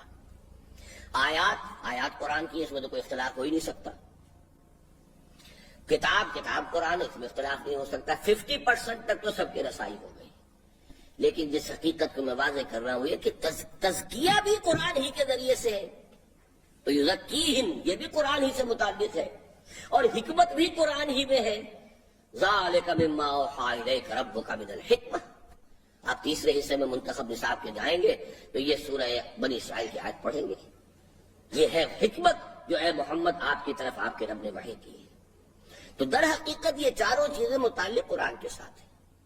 قرآن پہلے پڑھ کر سنایا، ذہن بدلا، فکر بدلا، سوچ بدلی، پھر وہ اور نیچے گیا دل کے اندر، چوں بجا در رفت جا دیگر شبد، اندر کی دنیا بدل گئی۔ اس کے بعد یہ کہ انسان کے پورے جو اس کی توجہات، اس کا ایٹیچیوڈ، اس کا بیہیویئر بدل گیا۔ یہ ساری تبدیلی قرآن اندر سرایت کر رہا ہے۔ یہ ہم تفصیل سے پڑھ چکے ہیں، اسی لیے میں نے قرآن مجید کے حقوق کے فوراً بعد یہ مضمون لیا ہے۔ قرآن کا کارنامہ ایک جملے میں بیان کیجیے تو وہ یہ ہے کہ اس نے صحابہ کرام رضوان اللہ تعالی علیہم اجمعین کے دلوں میں ایمان پیدا کر دیا اور توحید، معاد اور رسالت پر یقین محکم کی کیفیت پیدا کر دی۔ لیکن اس سے اس ہمگیر تبدیلی کا اندازہ نہیں ہوتا جو قرآن حکیم کی بدولت ان کی زندگی میں برپا ہو گئی تھی۔ اب یہ الفاظ ہیں، اچھے ہیں، نوٹ کر لیجیے، ان میں کوئی سمجھانے کی ضرورت نہیں ہے، اس لیے کہ قرآن نے ان کا فکر بدلا، سوچ بدلی، نقطۂ نظر بدلا، اقدار بدلی، ویلیوز، عزائم بدلے، امنگیں بدلی، ایمبیشنز چینج ہوئے۔ پہلے ایمبیشنز کچھ اور تھی، اب کچھ اور۔ شوق بدلے، دلچسپیاں بدلی، خوف بدلے، امیدیں بدلی، اخلاق بدلے، کردار بدلے، خلوت بدلی، جلوت بدلی، انفرادیت بدلی، اجتماعیت بدلی، دن بدلا، رات بدلی، حتیٰ کہ تبدل الارض غیر الارض والسماوات۔ اب یہ الفاظ قرآن مجید میں آئے ہیں قیامت کے لیے، یوم تبدل الارض غیر الارض، جس دن کی یہ زمین کچھ اور ہی ہو جائے گی، اس کی شکل یہ نہیں رہے گی جیسی کہ آج تمہیں نظر آ رہی ہے۔ لا تری فیہا عوجا ولا امتا، نہ کوئی اونچائی ہوگی نہ نیچائی ہوگی، پوری چٹیل میدان۔ تو زمین تو ہوگی، کچھ اور ہو جائے گی، آسمان بھی کچھ بدل جائیں گے، کچھ اس کا نقشہ بدل جائے گا۔ تو میں یہاں یہ کہہ رہا ہوں کہ اسی سے در حقیقت انسان کے اندر جب قرآن اتر گیا تو اس کے لیے پوری دنیا بدل گئی، اس کی کائنات بدل گئی۔ اب وہ کسی اور دنیا کا رہنے والا ہے، وہ اب کسی اور ہی خیال میں مگن ہے، اب اس کی کچھ اور ہی، اس کے پرسوٹس اور ہیں، اس کی توجہات اور ہیں، اس کی ایمبیشنز اور ہیں، اس کی ویلیوز اور ہیں۔ He is changed all together. And when he is changed from within, the whole universe changes for him. دیکھیے آپ ذرا سا اپنا زاویہ بدلیے، یہاں بیٹھے ہوئے ہیں تو آپ کے آنکھوں میں جو تصویر بن رہی ہے اس آڈیٹوریم کی وہ کچھ اور ہے، آڈیٹوریم یہی ہے، ادھر بیٹھے ہوئے ہوں گے تو آپ کی آنکھوں کے پردے میں جو تصویر بنے گی وہ کچھ اور ہے۔ یہ صاحب اس میز کو دیکھ رہے ہیں تو کچھ اور دیکھ رہے ہیں، وہ صاحب دیکھ رہے ہیں تو کچھ اور دیکھ رہے ہیں۔ زاویہ بدلنے سے اس کے لیے بدل گئی دنیا۔ یوم تبدل الارض غیر الارض والسماوات، ان کے مصداق آسمان بدلا، زمین بدلی، الغرض پوری کائنات بدل کر رکھ دی۔ اور اس پوری تبدیلی کا ذریعہ اور آلہ ہے قرآن حکیم کی آیات بینات بقول علامہ اقبال۔ یہ علامہ اقبال کے غلطی سے مجھے حیران ہوں کیسے اس کتاب میں جو 2 شعر ہونے چاہیے اس کے بجائے یہ کہیں، کیا تو کاتب صاحب کو میں نے نشان لگا کے دیے ہوں گے، غلط بات ہو گئی۔ یہاں وہ شعر نوٹ کیجیے جو میں آپ کو پڑھا چکا ہوں۔ فاش گویم آنچ در دل مضمر است،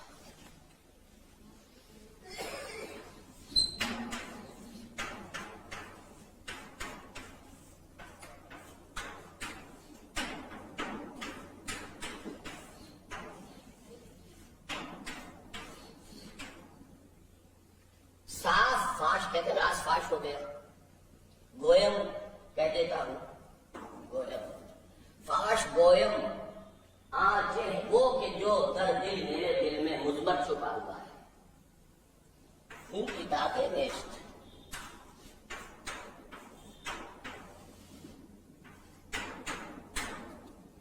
چیزیں دیگر است،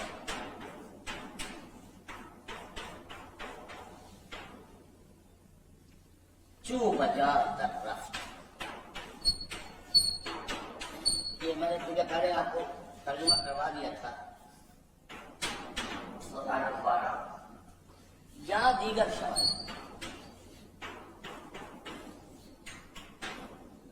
جہاں چو دیگر شد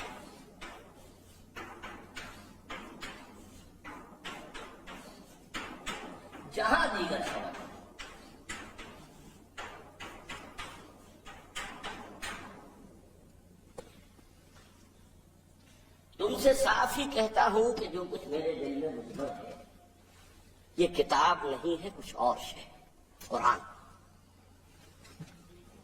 جی این کتابیں نیست چیزیں دیگرست۔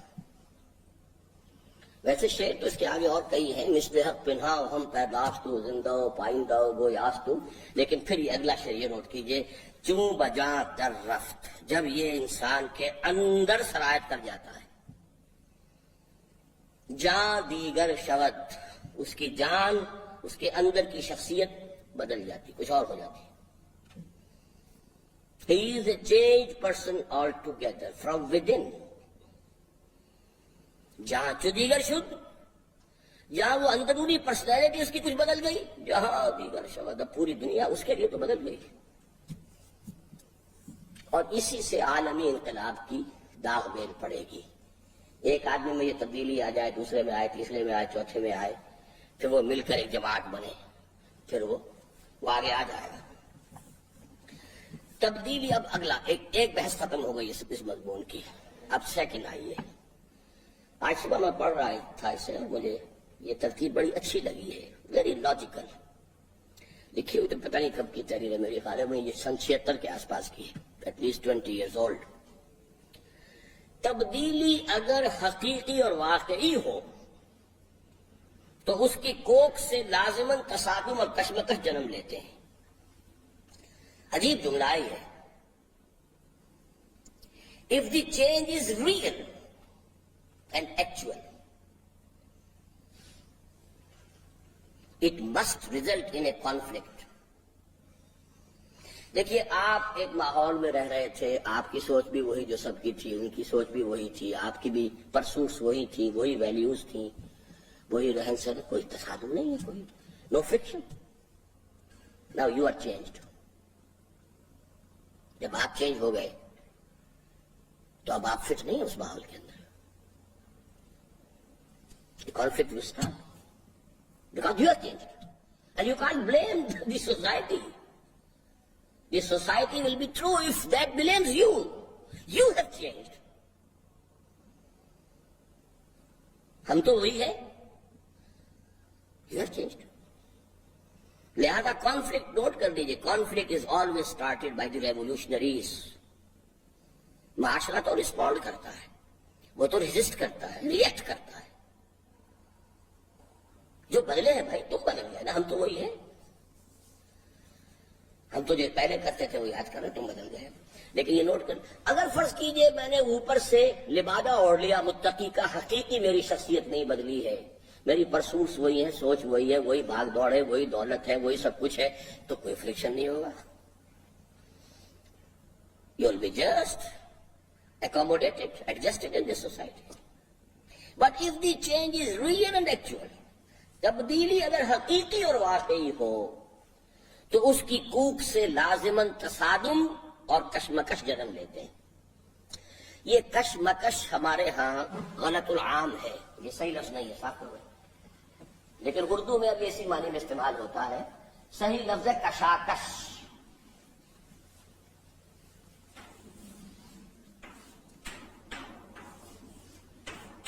کشمکش اصل میں ہے کش مکش، کھینچو مت کھینچو۔ یہ جو انسان میں کبھی آتا ہے، چلو نہ چلو، جاؤ نہ جاؤ، آگے بڑھوں نہ بڑھوں، اس کا نام کشمکش ہے۔ اسی کشمکش میں گزری میری زندگی کی راتیں، کبھی سوز و ساز رومی، کبھی پیچ و تاب راضی۔ لیکن اصل میں لفظ ہے کشاکش، ٹگ آف وار، ادھر سے وہ کھینچ رہے ہیں جیسے آپ کھینچ رہے ہیں۔ یہ ہے اصل میں کشاکش، کہ دو چیزیں ایک دوسرے کے ساتھ ٹکرا رہی ہیں، تو لازماً اس کی کوکھ سے تصادم اور کشاکش جنم لیتے ہیں، جن کے مراحل تبدیلی اور نوعیت اور مقدار کی نسبت سے کم و بیش ہو سکتے ہیں۔ جن کے مراحل تبدیلی کی نوعیت اور مقدار کی نسبت سے کم و بیش ہو سکتے ہیں۔ کیا مطلب؟ اگر تبدیلی بہت بڑی ہے، کشاکش اور تصادم بھی بہت بڑا ہوگا۔ تبدیلی معمولی سی ہے، چھوٹی سی ہے، تو کشاکش اور تصادم بھی چھوٹا سا ہوگا۔ If it is partial, تصادم بھی partial ہوگا. If it is total, تصادم اور کشاکش بھی total ہوگا. اب یہ جملہ جو ہے اس کو اچھی طرح ذہن نشین کر لیں. تبدیلی، یہاں میں نے ثقیل لفظ استعمال نہیں کیا، انقلاب چھوڑ دیجیے، لفظ تبدیلی. تبدیلی اگر حقیقی اور واقعی ہو تو اس کی کوکھ سے لازماً تصادم اور کشمکش یا کشاکش جنم لیتے ہیں، جن کے مراحل تبدیلی کی نوعیت اور مقدار کی نسبت سے کم و بیش ہو سکتے ہیں. ایمان نے جو تبدیلی صحابہ کرام کے اندر پیدا کی، اس نے جس تصادم اور کشمکش کو جنم دیا، اس کے جملہ مدارج اور مراحل کا جامع عنوان ہے جہاد فی سبیل اللہ.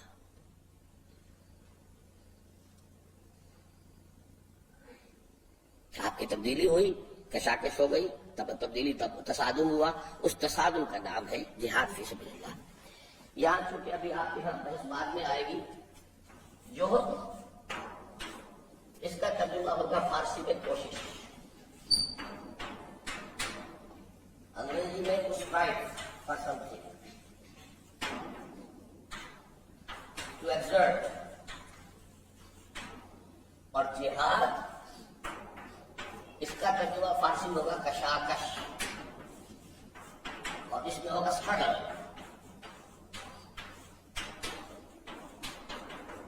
اسٹرگل کے ساتھ ہمیشہ اگینسٹ آتا ہے، اور ان کے ساتھ فار آتا ہے، اسٹرائیو فار سم تھنگ. جوہد جو ہے وہ ایک یک طرفہ فنومینل ہے، جہاد دو طرفہ، اسٹرگلنگ اگینسٹ ایچ ادر. کوشش ایک یک طرفہ عمل ہے، آپ کوشش کر رہے ہیں کسی کام کے لیے، لیکن جب مقابلہ ہو جائے کہ اسی کے لیے کوئی اور بھی کوشش کر رہا ہے، یہی چیز میں بھی حاصل کرنا چاہتا ہوں، آپ بھی حاصل کرنا چاہتے ہیں، اب ہمارا مقابلہ ہوگا، یہ جہاد ہوگا. اور اگر کوئی درمیان میں چیلنج نہیں ہے، کوئی رکاوٹ نہیں ہے، اور میں اس کو حاصل کرنے کی کوشش کر رہا ہوں، یہ جوہد ہے. کوئی چیلنج ہے، کوئی رکاوٹ ہے، کوئی مقابلہ ہے، کوئی مسابقت ہے، وہ جہاد ہے. تو اب چونکہ تبدیلی ماحول کے اندر آپ تھے، ان کی سوچ تھی، ان کے نظریات تھے، ان کے عقائد تھے، ان کی ایمبیشن تھی، اس کو بھی صاف کر دو، ان کی ویلیوز تھیں. اب آپ کی ویلیوز اور ہیں، آپ کی کچھ اور ہی آرزویں ہیں، کچھ اور ہی امنگیں ہیں، کچھ اور ہی کرنا چاہتے ہیں، نظریات اور ہو گئے، لہذا ایک تصادم اس کے ساتھ ہونا لازم ہے. اس تصادم کے مراحل کو اب نوٹ کیجیے. اس تصادم اور کشمکش کا اولین ظہور انسانوں کی اپنی شخصیت کے داخلی میدان کارزار میں ہوا. یہ بات چونکہ میں نے آج وہ بنایا تھا، دوبارہ اگر میں بناؤں گا وقت لگ جائے گا. دیکھیے آپ کے اندر یہ روح تھی، یہ قلب ہے، اور یہ خلاف کا بہت بڑا حیوان. اب تک تو یہ حیوانی وجود آپ کے اوپر قابض تھا، جو تقاضا ہے، جو مطالبہ ہے، جو خواہش ہے، پوری کیجیے. اب یہاں آ گیا ایمان.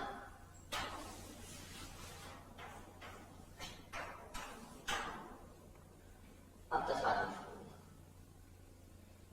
میرا جی چاہتا ہے کچھ ہے کھانے کو، قرآن کہتا ہے کوئی خواہش میرے اندر پیدا ہوئی ہے، اللہ کہتا ہے نہیں، ناجائز. تصادم ہو گئے. وہ اینیمل انسٹنکٹس ہے نا، اسی کے لیے بھاگ دوڑ ہے. لیکن جب یہاں آ گیا ایمان باللہ، ایمان بالآخرت اور ایمان بالرسالت، جب یہاں یقین پیدا ہو گیا کہ مرنے کے بعد زندہ ہونا، اللہ کے حضور جانا ہے، اللہ نے میری ہدایت کے لیے محمد کو بھیجا ہے، یہ کتاب ہے، یہ حرام کیا، اس نے اس کو حلال کیا. ایک conflict with in your personality. یہ کشاکش ابھی آپ کی شخصیت سے باہر نہیں، ماحول سے باہر نہیں ہے، وہ تو بعد میں آئے گی. Within your own personality. اس تصادم اور کشمکش کا اولین ظہور انسانوں کی اپنی شخصیت کے داخلی میدان کارزار میں ہوتا ہے. ایک تصادم خیر و شر میرے اندر ہر وقت چل رہا ہے، آپ کے اندر ہر وقت چل رہا ہے. یہی وجہ ہے کہ مجاہدہ مع النفس کو افضل الجہاد قرار دیا ہے. حدیث نیچے دے رکھی ہے، حضور سے دریافت کیا گیا ای الجہاد افضل یا رسول اللہ. اللہ کے رسول سب سے افضل جہاد کون سا ہے؟ فرمایا تجاہد نفسک فی طاعت اللہ، سب سے افضل جہاد یہ کہ اپنے نفس کے ساتھ جہاد کرو، اسے دباؤ، اس کی لگامیں کھینچو، اسے اللہ کا مطیع بناؤ۔ ایک اور حدیث کے الفاظ ہیں المجاہد من جاہد نفسہ، اصل مجاہد تو وہ ہے جو اپنے نفس کے ساتھ جہاد کر سکے۔ نفس کو کہ منہ زور گھوڑوں کو زیر کیا نہیں اور چلے اللہ کے دشمنوں سے لڑنے کے، کلاشنکوف ہاتھ میں لے لیے، ہینڈ گرینیڈ چلانا سیکھ لیا، جہاد فی سبیل اللہ ہو رہا ہے، نتیجہ کیا نکلے گا؟ وہی جو نکل رہا ہے۔ 15 لاکھ جانیں افغانستان میں دی جا چکی ہیں، یہی کہتے ہیں لوگ، تو واٹ یوز؟ یہ ہے سارا فساد۔ اول جہاد یہ ہے، پہلا جہاد یہ ہے، نفس کو زیر کرو۔ شعر لکھ لیجیے، رومی، نفس ما ہم طرف فرعون نیست،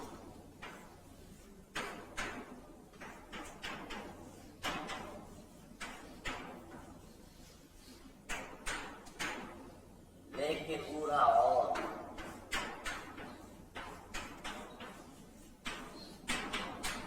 این را اور نیست۔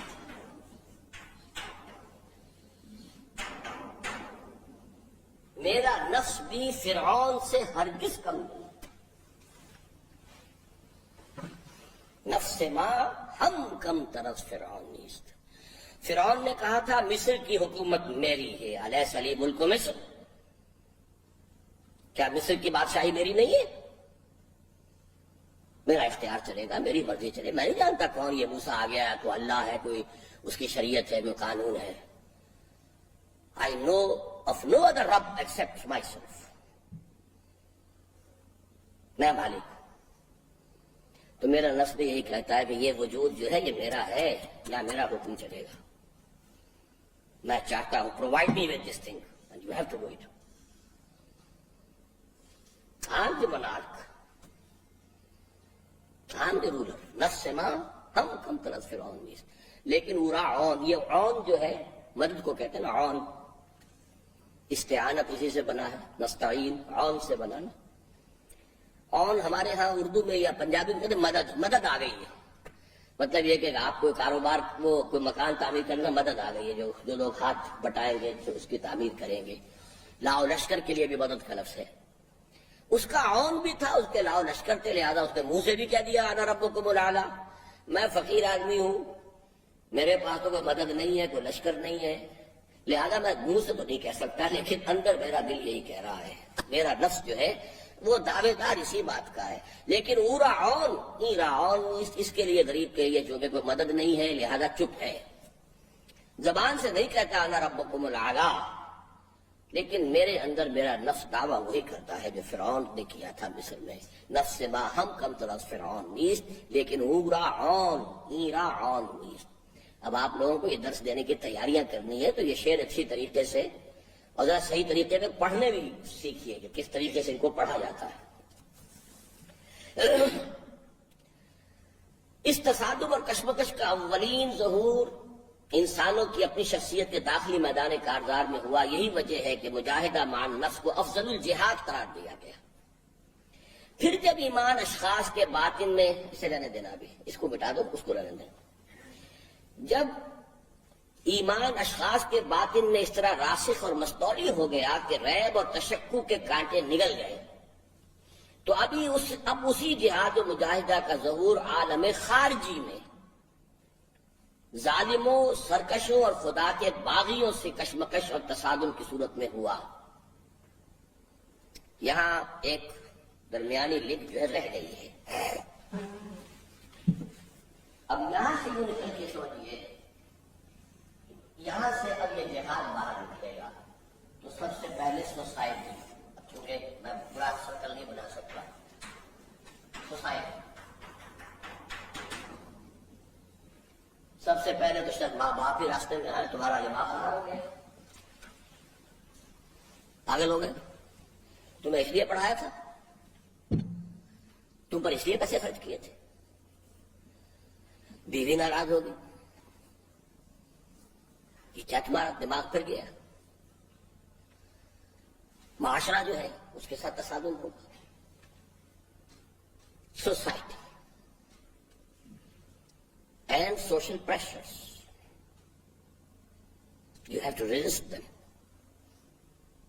اگر آپ میں حقیقی تبدیلی آئی ہے تو یہ پہلے اندر، پھر اس کے بعد اب یوں سمجھیے کہ یہ سب پولیٹیکل کہہ لیجیے، اسٹیٹ، یہ زمین تو اللہ کی ہے، یہ تو اللہ کے بن کے بیٹھ گئے. یہاں تو قانون اللہ کا چلنا چاہیے. یہ ہے مراحل اس جہاد کے. لیکن پہلا مرحلہ اندر ہے، بلکہ اس کو وہاں بھی ہے، پھر اس سے آگے. تو یہ درمیانی جو ہے یہاں پر رہ گیا تھا، اس لیے میں نے واضح کر دیا.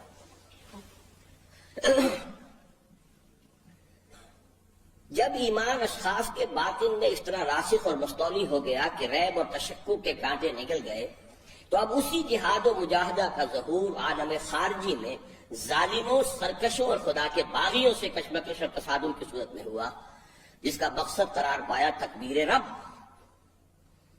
وَرَبَّكَ فَكَبِّرْ. دیکھیے آج ہم پہنچ گئے وہ سورہ مدثر کی 3 آیات میں سے تیسری جو تھی. پہلے ہم نے کیا پڑھا تھا؟ انذار. یا ایھا المدثر قم فانذر. سٹارٹ ہوگا وہی جو آج بھی مضمون میں ہم نے پڑھا ہے، تمہیں اٹھا لیا جائے گا لازماً. بلا وربی لتبعثن ثم لتنبؤن بما عملتم. یہاں سے دعوت شروع ہوئی، پہنچے گی کہاں؟ تکبیر رب. رب کی بڑائی نافذ کرو. تکبیر کے معنی ہم نے کر لیے اللہ اکبر کہنا، صرف یہ اس کی ابتدا ہے. اللہ ہم کہہ رہے ہیں اللہ بڑا ہے، اللہ بڑا ہے. بڑا تو اللہ تو نہیں ہے اس وقت ماحول کے اندر، تو بڑا کوئی اور ہے. دنیا میں تو امریکہ بڑا ہے، پاکستان میں جو بھی اس کا دستور ہے وہ بڑا ہے، جو بھی حاکم طبقات ہے وہ بڑے ہیں. نہ عدالت میں اللہ کو بڑا مانا جاتا ہے، نہ اس کے قانون کے مطابق فیصلے ہوتے ہیں، نہ پارلیمنٹ جو ہے اللہ کو بڑا ماننے کو تیار ہے. تو کہاں ہے اللہ بڑا؟ مسجدوں میں بھی کوئی چودھری لوگ ہوتے ہیں بڑے، یا یہ کہ کہیں مولوی اگر تکڑا ہے تو وہ مولوی بڑا ہے. بڑا تو کہیں بھی نہیں اللہ. رب کو بڑا کرو. تکبیر کی لفظی معنی کیا ہے؟ رب کو بڑا کرو. بڑا تو ہے، اس کی بڑائی مانی نہیں جا رہی. اسٹیبلش. یہ جہاد کی آخری منزل ہو گئی. جہاد نفس سے، جہاد معاشرے سے، جہاد باطل نظام سے، خدائی کے دعوے داروں سے. چاہے وہ خدائی کوئی ایک شخص جو ہے نمرود اور فرعون بن کر بیٹھا ہو، چاہے کسی قوم نے جو ہے پاپولر سوورنٹی کا نعرہ لگا کر خدائی اپنے ہاتھ میں لے لی ہو. ایکولی حرام، ایکولی شرک. یہاں بھی اقبال کے 2 اشعار ہیں، یہ اردو کے نیچے لکھے ہوئے ہیں. یا وسعت افلاک میں تکبیر مسلسل، یا خاک کی آغوش میں تسبیح و مناجا. سبحان اللہ، سبحان اللہ، سبحان اللہ. وہ مست کے مردان خداگاہ خدا مست. خدا مست آ گیا، وہ مست بعد الست جو ہم نے یوز کیا تھا. اور یہ مذہب ملا و جمادات و نباتات. مولوی اللہ اکبر کہہ رہا ہے اور انگریز کی چھاونی میں کہہ رہا ہے. انگریز بھی اس سے اس لیے تعارض نہیں کرتا، اسے پتہ ہے، اسے پتہ ہی نہیں میں کیا کہہ رہا ہوں، ورنہ گردن نہ اڑا دی جائے. اب اگر وہ صحیح ہے کہ یہ جو بھی کچھ ہوا ہے فوج کے کچھ افسرز نے کیا ہے، تو آخر بھی خواہش یہی تھی نا اسلامی انقلاب برپا کریں. پکڑے گئے کہ نہیں؟ الگ تھا، میں نہیں جانتا کیا مسئلہ تھا کیا نہیں تھا. اللہ کی خدائی تحفظ کرنے کی جدوجہد کرو گے تو معاشرے سے بغاوت. یہ ہے جہاد کی آخری منزل. یعنی اللہ کی کبریائی کا اقرار و اعلان اور اس کی حاکمیت مطلقہ کا بالفعل قیام و نفاذ، تاکہ اس کی مرضی جیسے آسمان پر پوری ہوتی ہے زمین پر بھی پوری ہو. یہ حضرت مسیح کے الفاظ ہیں، یا یوں کہہ لیجئے کہ یہ انجیل میں لارڈس پریئر، جیسے آپ نے سورہ فاتحہ پڑھی ہے، وہ قرآن مجید میں ہمیں اللہ نے دعا تلقین کی ہے۔ انجیل میں جو ہے دعا، جو ان کی لارڈس پریئر کہلاتی ہے، اس کے میں الفاظ ہے Thy kingdom come, Thy will be done on earth as it is in heavens۔ اے رب تیری حکومت، تیری بادشاہی آئے، تیری مرضی جیسے آسمانوں میں پوری ہو رہی ہے زمین پر بھی پوری ہو۔ زمین میں فساد ہے، بغاوت ہے، ہم ہیں ساورن، ہماری مرضی، ہم قانون بنائیں گے، ہم نہیں جانتے کیا قرآن کیا کہتا ہے، انجیل کیا کہتی ہے، تورات کیا کہتی ہے۔ Nothing doing, we are sovereign, ہم جو چاہیں قانون بنائیں۔ یہ فساد ہے، یہ بغاوت ہے،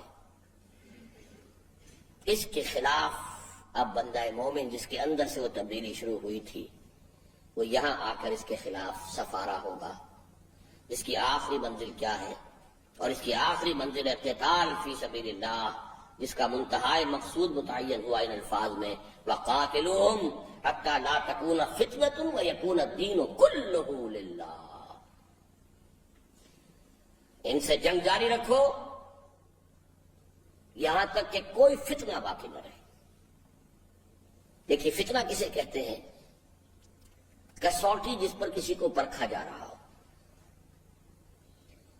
نظام باطل سب سے بڑا فتنہ ہے کہ ایک بندہ مومن کے ایمان کی ہر وقت آزمائش ہوتی ہے اس میں۔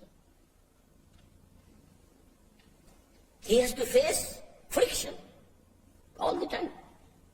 کسوٹی پر بھی رگڑتے ہیں کہ نہیں رگڑتے ہیں کہ کھرا ہے کہ کھوٹا ہے؟ تو بندہ مومن نظام باطل میں ہر وقت ایک امتحان سے دوچار ہے۔ اس کو ختم کر کے نظام باطل تاکہ وہ فرکشن ختم ہو جائے۔ لا تکون فتنۃ ویکون الدین کلہ للہ، دین پارشلی اللہ کا نہ ہو، کل کا کل اللہ کا۔ نماز پڑھ لی اللہ کے حکم کے مطابق، شراب نہیں پی اللہ کے حکم کے مطابق، سود کا سارا نظام چلا رہے اللہ کے حکم کے خلاف، قانون سازی خود کر رہے ہیں اللہ اس کے رسول کی تعلیمات سے بالکل آزاد ہو کر۔ تو پارشل دین ہوا، پوری دنیا کے اندر وہ پارشل دین کی وجہ سے یہ مار کھا رہے ہیں۔ وَيَكُونَ الدِّينُ كُلُّهُ لِلَّهِ۔ ایمان و یقین اور جہاد و قتال، اب دیکھیے یہاں پر ہم ایمان اور یقین سے ہو کر جہاد و قتال تک پہنچ گئے۔ ایمان کے نتیجے میں جہاد نفس، جہاد معاشرہ، جہاد نظام کے ساتھ، اور اس کی آخری منزل قتال۔ ایمان و یقین اور جہاد و قتال کا یہی وہ لزوم باہمی ہے جس کو نہایت واضح اور واشگاف الفاظ میں بیان کیا گیا قرآن حکیم کی اس آیہ مبارکہ میں۔ انما المؤمنون الذین آمنوا باللہ ورسولہ ثم لم یرتابوا وجاہدوا باموالہم وانفسہم فی سبیل اللہ اولئک هم الصادقون۔ یہ تیسرے حصے کا آپ کا آخری درس جو آئے گا وہ سورہ حجرات کا ہوگا جس کی یہ آیت ہے۔ One of the most important and basic and profound ayat of the Quran, which gives a comprehensive definition of a mu'min۔ Who is a mu'min؟ مومن کون ہے؟ مومن تو صرف وہ ہے جو ایمان لائے اللہ پر اور اس کے رسول پر، پھر شک میں ہرگز نہیں پڑے۔ یہ ایمان یقین کی شکل اختیار کر کے دل میں متمکن ہو گیا، دل کو اس نے منور کر دیا، وجود کو منور کر دیا۔ وَجَاهَدُوا بِأَمْوَالِهِمْ وَأَنفُسِهِمْ فِي سَبِيلِ اللَّهِ، اور پھر انہوں نے جہاد کیا اللہ کے راہ میں، اور اس میں اپنی کھپائیں جانیں بھی اور مال بھی۔ اولئک هم الصادقون، صرف یہ لوگ سچے ہیں۔ اس آیت کے شروع میں اور آخر میں اسلوب حصر، انما، یہ حصر کہلاتا ہے۔ یعنی ایک جملہ تو یہ ہے کہ آپ یہ کہیں کہ زید عالم ہے، آپ نے سمجھ لیا بات کو۔ ایک یہ کہ آپ کہتے ہیں زید ہی عالم ہے، کیا فرق ہو گیا اس سے؟ زید عالم ہے تو بکر بھی ہو سکتا ہے، عمر بھی ہو سکتا ہے، فلاں بھی ہو سکتا ہے، یہ بھی ہو سکتا ہے، تو بات نہیں ٹھیک ہے، زید عالم ہے، ہم نے مان لیا یہ عالم ہے۔ باقیوں کے عالم ہونے کی نفی نہیں ہوئی. زید ہی عالم ہے اب نفی ہو گئی، صرف یہ زید جو ہے. تو انما اس کو اسلوب حصر کہتے ہیں. حصر حصار، محصور کر دینا، کہ گویا کہ ایک شخص میں آپ نے محصور کر دیا علم کو، عالم ہونے کی صفت محصور ہو گئی ایک شخص کی ذات کے اندر. اس کو اسلوب حصر کہتے ہیں. اسی طرح اولئک هم الصادقون، اولئک کے بعد جب یہ ہم بھی آ گیا، یہ بھی اسلوب حصر ہے. یہ دو اسالیب حصر ہے اس کے اندر، in the beginning and as well as in the end. آپ کہہ سکتے ہیں بریکٹ ادھر بھی کھینچ دی ادھر بھی کھینچ دی.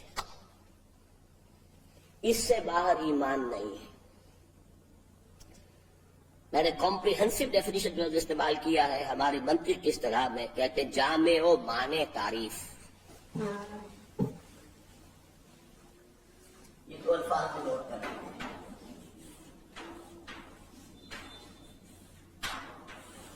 جامع بھی سے کہیں گے،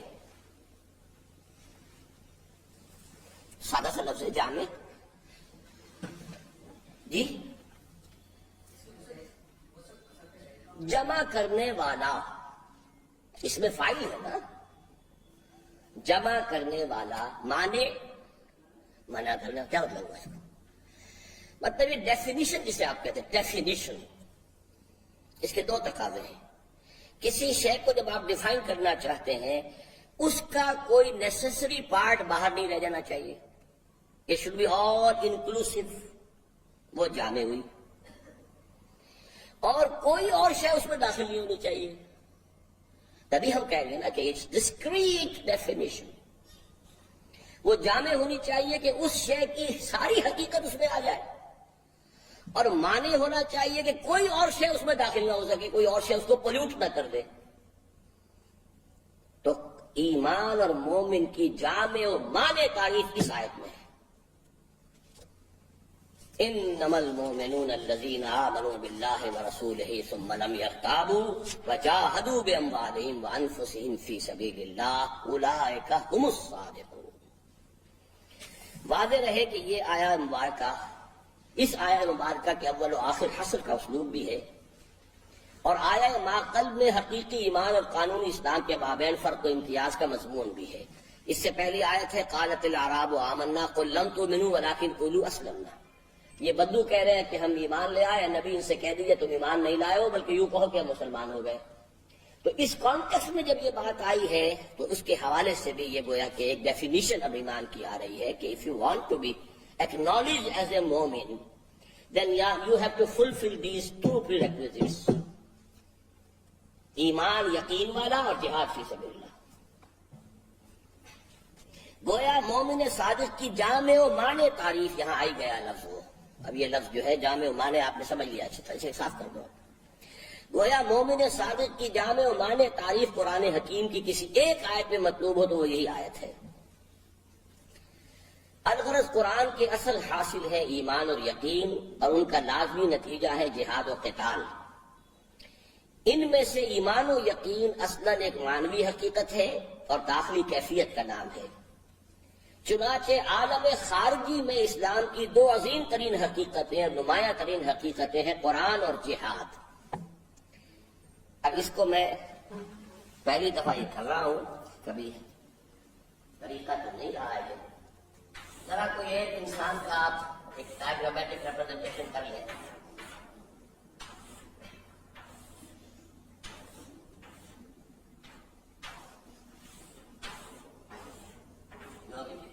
یہاں دیکھیں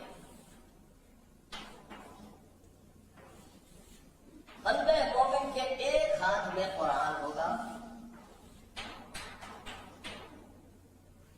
اور دوسرے ہاتھ میں جو بھی تلوار اس طرح کی بھی ہو.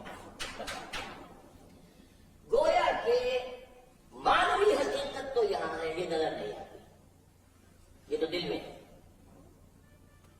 ایمان کی اصل نمایاں حقیقت ہے قرآن اور جہاد. We started with this proposition. اب ذرا کھول کے پڑھ لیجیے کیا تھے وہ الفاظ. شروع کا جو پیج تھا بدأ اسلام میں اسلام کی دو عظیم ترین حقیقتیں قرآن حکیم اور جہاد فی سبیل اللہ۔ قرآن منبع و سرچشمہ ایمان و یقین، اور جہاد ایمان حقیقی کا مظہر ختم۔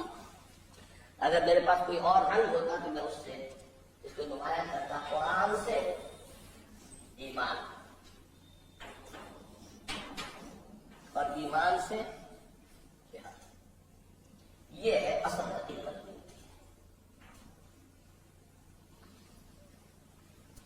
میرا خیال تھا کہ آج یہ 6 صفحے ہم پڑھ لیں گے، لیکن بات بن نہیں رہی۔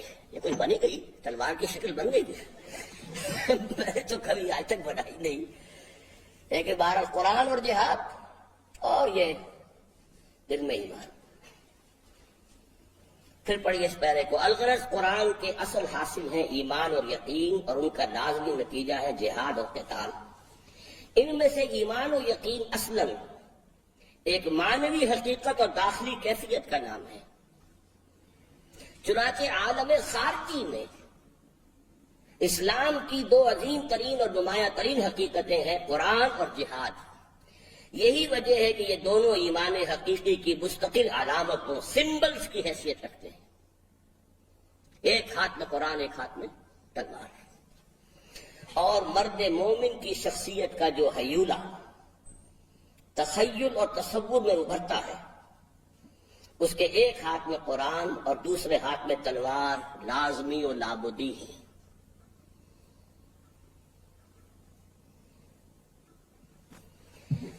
میرا خیال تھا یہ پڑھ لینے کا، لیکن یہ کہ آج اس کو میں یہاں ختم کروں گا۔ لیکن اب میں آپ کو علامہ اقبال کی ایک نظم سنانا چاہتا ہوں، فارسی کی ہے۔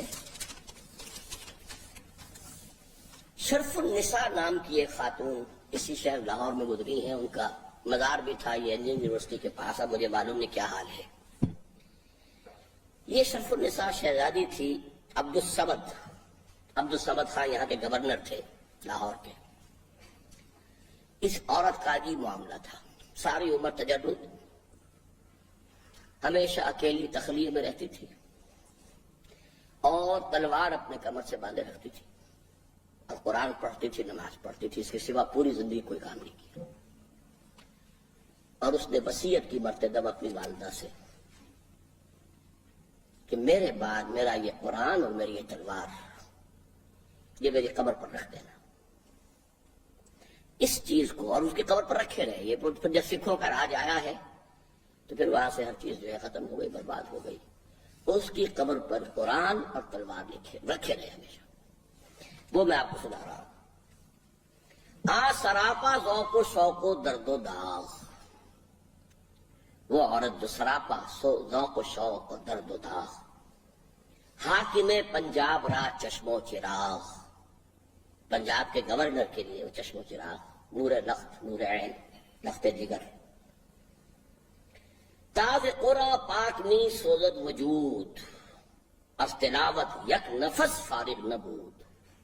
تلاوت قرآن سے اس کا کوئی سانس بھی فارغ نہیں تھا، تاکہ قرآن مجید سے اس کا اپنے اندر کا وجود جو ہے وہ جلتا رہے، بھڑکتا رہے۔ در کمر تیغے درو قرآن بدست، عورت ہے کسی جہاز، لیکن یہ کہ تلوار، دو دھاری تلوار اس کی کمر سے ہمیشہ بندھی رہتی تھی، اور ہاتھ میں قرآن۔ تن بدن ہوش و حواس اللہ مست، مست کا لفظ پر آ گیا، بعد ہے وہ جو میں نے کہا مست بعد ہے الست، اس کے تن ہوش حواس بس اللہ کے اندر ہی تھے۔ خلوت و شمشیر و قرآن و نماز، تنہائی، تلوار، قرآن و نماز۔ اے خوشاں عمرے کہ رفت اندر نیاز، کیا اچھی تھی وہ زندگی جو اس طرح کی کیفیت میں اس نے گزاری ہے۔ بر لبے او چوں دمے آخر رسید، جب اس کا آخری سانس اس کے ہونٹوں تک آیا ہے، یعنی جب ہچکی بنتی ہے، عالم نزا سوئے مادر دید مشتاقانہ دید، تو اپنی والدہ کی طرف دیکھا ہے بہت بڑی محبت بھری نگاہوں سے، گفت اور کہا، گفت اگر از راز من داری خبر، کہ اماں جان اگر میرے راز کی آپ کو خبر ہے، آپ جانتی ہیں میرے احوال کو، سوئے این قرآن این سوئے این شمشیر و این قرآن نگر. تو اس تلوار اور اس قرآن کو دیکھیے. این دو قوت حافظ یک دیگرند، یہ دو قوتیں ہیں جو ایک دوسرے کی حفاظت کرنے والی. یہ شعر بہت اہم ہے. این دو قوت حافظ یک دیگرند، کائنات زندگی را محورند. زندگی کی پوری کائنات کا محور یہی ہے. دو قوتیں ہیں، قرآن اور تلوار. اندری عالم کے میرد ہر نفس، اس دنیا میں کہ جس میں ہر جاندار کو مرنا ہی ہے. دخترت را این دو محرم بود و بس. تیری بیٹی کے تو یہ دو ہی محرم تھے اور کوئی نہیں تھا. محرم میرا محرم اول قرآن اور محرم دوم یہ شمشیر، یہ تلوار. وقت رخصت بات و دارم ہی سخن. میں اپنے اس انتقال کے وقت آپ کو یہ وصیت کر رہی ہوں کہ وہ قرآن را جدا از من مکن. ان دونوں کو، قرآن کو اور تلوار کو، مجھ سے جدا نہ کرنا. دل با حرفے کی نی گویم بنے. جو بات میں کہہ رہی ہوں اسے اچھی طرح دل کے اوپر نقش کر لیجئے. قبر من بے گنبد و قندیل بہ. میری قبر کے اوپر نہ کوئی گنبد بنایا جائے، نہ کوئی قندیل روشن کی جائے. بس یہی دو چیزیں رکھ دی جائیں. مومنہ را تیغ با قرآن بسست، تربت مارا ہمی ساما بسست. مومنوں کے لیے تلوار اور قرآن، بس یہی دو چیزیں کافی ہیں. اور میری قبر کے لیے بس یہی سامان کافی ہے. مجھے اور کوئی زیبائش، آرائش، کوئی گنبد، کوئی عمارت، کوئی اس کے اوپر قندیل، کچھ نہیں چاہیے. اس کے بعد اب اس کو ختم کیا اقبال نے. عمر ہادر زیر این زبی کباب، بر مزارش بود شمشیر و کتاب. بہت طویل عرصے تک اس کی قبر پر یہ دونوں چیزیں رکھی رہی، تلوار بھی قرآن بھی. مرقدش اندر جہان بے ثبات، اہل حق را داد پیغام حیات. اور اس کی قبر جو ہے اہل حق کو یہ پیغام دیتی رہی اور اہل حق کے لیے زندگی کا پیغام بنی رہی. تا مسلمان کرد با خود آنچے کرد. یہاں تک کہ وہ وقت آیا کہ مسلمانوں نے اپنے ساتھ جو کچھ کیا. گردش دوران بساط اشتر نوت، اور گردش دوران نے اس کی بساط جو ہے لپیٹ دی. مرد حق از غیر حق اندیشہ کرد. مرد حق مسلمان ہو کر اور غیر حق سے ڈرے اور خوف کرے. شیر مولا رو بہیرا پیشہ کرد. جو اللہ کے شیر ہونے چاہیے تھے انہوں نے لومڑیوں کا سا کردار اپنا لیا. از دلش تاب و تب سیماب رفت. مسلمان کے دل سے وہ سیماب کسی کیفیت جو تھی، تڑپنے کی کیفیت، وہ نکل گئی. خود میں جانی آنچ بر پنجاب رفت. میں خوب معلوم ہے پھر پنجاب پر کیا گزری. خالصہ شمشیر و قرآن را ببرد. سکھوں نے آ کر تلوار اور قرآن دونوں ہی کو دریا برد کر دیا. اندراں کشور مسلمانی بمرد. اور اس خطے کے اندر مسلمانی مر گئی، ختم. تو یہ جو قرآن اور تلوار، قرآن اور جہاد، بدء اسلام کی اصل بنیادی حقیقتیں یہ ہے. آج اسے پر اکتفا کرتے ہیں. اچھی طرح اس کو ایک دفعہ ہمت کر کے دوبارہ پڑھ لیجئے گا. اس کے تمام اب اس کے بعد مضمون آ رہا ہے بیسک ریزن کیا ہوا ہے، چینج کیا آئی ہے. اور یہ چینج فوراً آ گئی ہے. این خلافت راشدہ کے دوران بھی کہا جا سکتا کہ آ گئی تھی. وہ ایک لیگل، لاجیکل، نیچرل، انیویٹیبل تھی. اس کو پہلے سمجھیں گے تو پھر اس انیویٹیبل کے اوپر جو چیزیں اور بڑھتی چلی گئی ہیں ان کا بھی سمجھنا آسان ہو جائے گا. لیکن جڑ کو پہلے ہم سمجھ لیں گے تو بات اچھی رہے گی. اچھا، یہاں چونکہ وقت ابھی ہے،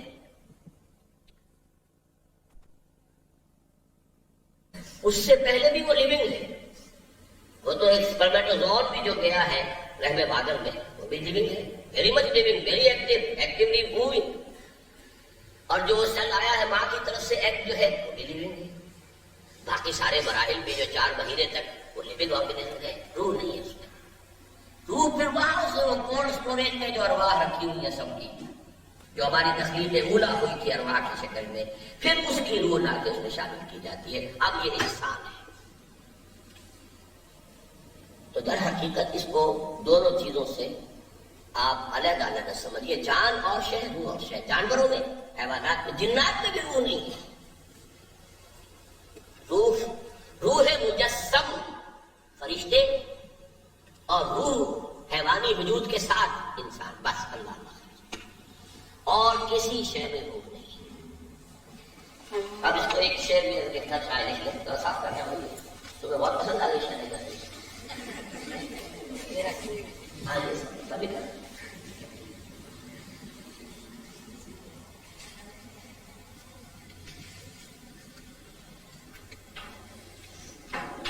جان ہاں در جسم او در جان ہاں،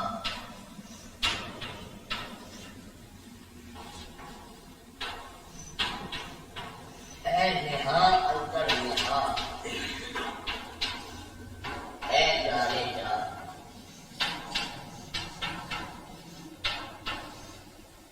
شاعر نے تو یہ ذات باری تعالیٰ سے خاطب کر رہا ہے۔ جان نہا در جسم، جان جو ہے وہ جسم میں چھپی ہوئی ہے، اور آج تک بھی ہمیں معلوم نہیں کہ کہاں ہے۔ ساری ڈسیکشن بھی کر لیں، فزیولوجی بھی پڑھ لی، سب کچھ کر لیا، جان کا تو پتہ ہی نہیں کہاں۔ نہا ہے، پوشیدہ ہے۔ او در جان نہا، وہ جان کے اندر ایک اور پوشیدہ شے ہے۔ اے نہا اندر نہا، اے جانے جان، جان کی جان، یہ روح ایک الگ شے ہے۔ بس پہلا مصرع جو ہے نا، جان نہا، نہا در جسم، او در جان نہا، اس سے حقیقت جو ہے آپ پر کہ روح اور شے ہے اور جان اور شے ہے۔ جان گھاس کے تنکے میں بھی ہے، جان کتے اور بلی میں بھی ہے۔ روح جو ہے مکمل مجسم روح، صرف روح وہ فرشتے ہیں، روح الامین، الروح الامین، روح القدس، یہ سارے الفاظ جبریل کی بھی آتے ہیں۔ جنوں سے بھی حساب لیا جائے، حساب لیا جائے گا، لیکن وہ ان میں نہیں ہے، اسی لیے ان میں وہی نہیں ہے، اسی لیے ان میں کوئی نبی نہیں ہے۔ جی نہیں، یہ تو اس فطرت کے ساتھ ریلیٹڈ ہے کہ جو حیوانوں میں بھی ہے۔ اسی لیے میں تو مثال دی تھی کہ پیاسے جانور کے سامنے آپ پانی رکھیے، یہ وہ فطرت ہے جو حیوانات کے اندر بھی فطرت تو موجود ہے۔ جب ہم اس کو ایک اور لفظ کے مقابل میں لاتے ہیں، سرشت کے مقابلے میں فطرت، تو جب اس وقت ہم کہتے ہیں کہ یہ سرشت جو ہے انسان کے حیوانی وجود کی شے ہے اور فطرت جو ہے اس کا تعلق روح سے ہے۔ لیکن یہ کہ یہ تمام اور لیکن چیزیں ہیں، لیکن یہ کہ اصل میں روح جو ہے وہ اپنی جگہ ایک اصطلاح ہے، اور اس کا تعلق جو ہے وہ اس جسم کے ساتھ یا جان کے ساتھ نہیں ہے، وہ ایک علیحدہ شے ہے۔ ضمیر تو وہ مانوی حقیقت ہے کہ اس روح کی وجہ سے انسان کے اندر جب احساس گناہ پیدا ہوتا ہے کہ کوئی غلط کام کر بیٹھا تو اس کے اندر سے کوئی چیز ملامت کرتی ہے، اس کو ضمیر کہتے ہیں۔ ضمیر جنات کے اندر یعنی بھلائی اور برائی کا سینس ہے۔ یہ انشاءاللہ تعالیٰ جو ہمارے حکمت کے جو لیکچرز ہیں علیحدہ سے ہوتے ہیں ان میں گفتگو ہوگی مزید۔ شرک کی بحث میں وحدت الوجود کا نظریہ ہم نے منتخب نصاب میں پڑھا۔ اس نظریے کے مطابق ہمارے وجود کو وہمی اور خیالی سمجھا گیا ہے، جیسے آئینے میں عکس یا سائے کی مثالیں دی گئی ہیں۔ اگر ہمارا وجود وہمی اور خیالی ہے تو کیا یہ نظریہ ہمیں عمل سے بیگانہ نہیں کرتا، وضاحت کرتے ہیں؟ اصل میں شاید آپ نے وہ شرک کی بحث میں نے تفصیل بیان کی ہے، غور نہیں کیا۔ بمقابلہ اللہ کے، ہمارا علم اللہ کے مقابلے میں نہ ہو، ہمارا وجود اللہ کے وجود کے مقابلے میں نہ ہو، تو وجود حقیقی صرف اللہ کا ہے، ہمارا وجود اعتباری ہے۔ اب اس کو ایک مثال سے جب سمجھا جاتا ہے، وہ مثالیں ہیں، اس کو آپ 100% جو ہے کسی بھی مثال کو کسی حقیقت پر 100% جو ہے وہ نہیں اس کے اوپر اپلائی کر سکتے، لیکن مثال ہے کہ نظر آ رہا ہے سارا ہے، حقیقت کچھ نہیں، اسی طریقے سے نظر آ رہا ہے، حقیقت کچھ نہیں. اس وہ مثالیں. تو معاملہ اصل میں یہ ہے کہ وجود ہمارا اور کائنات کا بمقابلہ وجود باری تعالی نہ ہونے کے برابر. حضور کو کیونکہ انسانوں کے ساتھ جنوں کی طرف بھی بھیجا گیا ہے اور ان کا ذکر قرآن مجید میں اس حوالے سے بھی ہے کہ وہ مسلمان اور کافر بھی ہوتے ہیں، تو بغیر روح کے خیر و شر کا وجود کیوں کریں؟ روح کے بغیر خیر و شر کا وجود ہے. حیوانات کے اندر بھی جب آپ دیکھتے ہیں کہ احسان کا بدلہ احسان، برائی کا بدلہ برا حیوان بھی دیتا ہے کہ نہیں دیتا. وہ آپ نے مشہور واقعہ جو ہے وہ شیر کے پنجے میں سے کسی نے نکال دیا تھا کانٹا، تو وہ شیر نے پھاڑا نہیں اس کو. تو یہ چیزیں خیر و شر جو ہے وہ کچھ نہ کچھ کسی نہ کسی درجے میں حیوانات کے اندر بھی. آپ یہ کہیں گے کہ ان کے اندر صرف انسٹنکٹ ہے، ان کے اندر کوئی اس کو جس کو ہم کہتے ہیں کہ آزاد شخصیت نہیں ہے، لیکن یہ تو ہے. اور اپنے حضرت مجدد الفسانی کا تو یہ خیال ہے کہ ریزریکشن بھی ہوگا حیوانات کا بھی. لیکن ان کے لیے یہ ہے کہ جو کسی نے ایک دوسرے کو سینگ مارے ہوں گے زیادتی میں غلطی سے بدلہ دلوا کے پھر معلوم کر لیں گے، لیکن یہ کہ ریزریکشن ان کا بھی ہے. جبکہ انسان کا ریزریکشن جو ہے وہ پھر وہ ایک ابدی ایک شے ہے جس کی کہ ہم آخرت سے لا الہ الا اللہ اور لا محبوب الا اللہ کے قرآن سے ذکر آتا ہے. لا وجود الا اللہ کے بارے میں قرآن کیا کہتا ہے؟ یہ جب اس منتخب نصاب کے آخر تک آپ پہنچیں گے تب کوئی سمجھ میں آئے گا. سورہ حدید کی آیت هو الاول والآخر والظاہر والباطن، وہی اول ہے، وہی آخر ہے، وہی ظاہر ہے، وہی باطن. یہ وحدت الوجود ہے قرآن کے اندر. لیکن ابھی اس چکر میں نہ پڑیے، اس کو انشاءاللہ جب آپ اس مقام تک پہنچیں گے تو یہ باتیں سمجھ میں آئیں گی.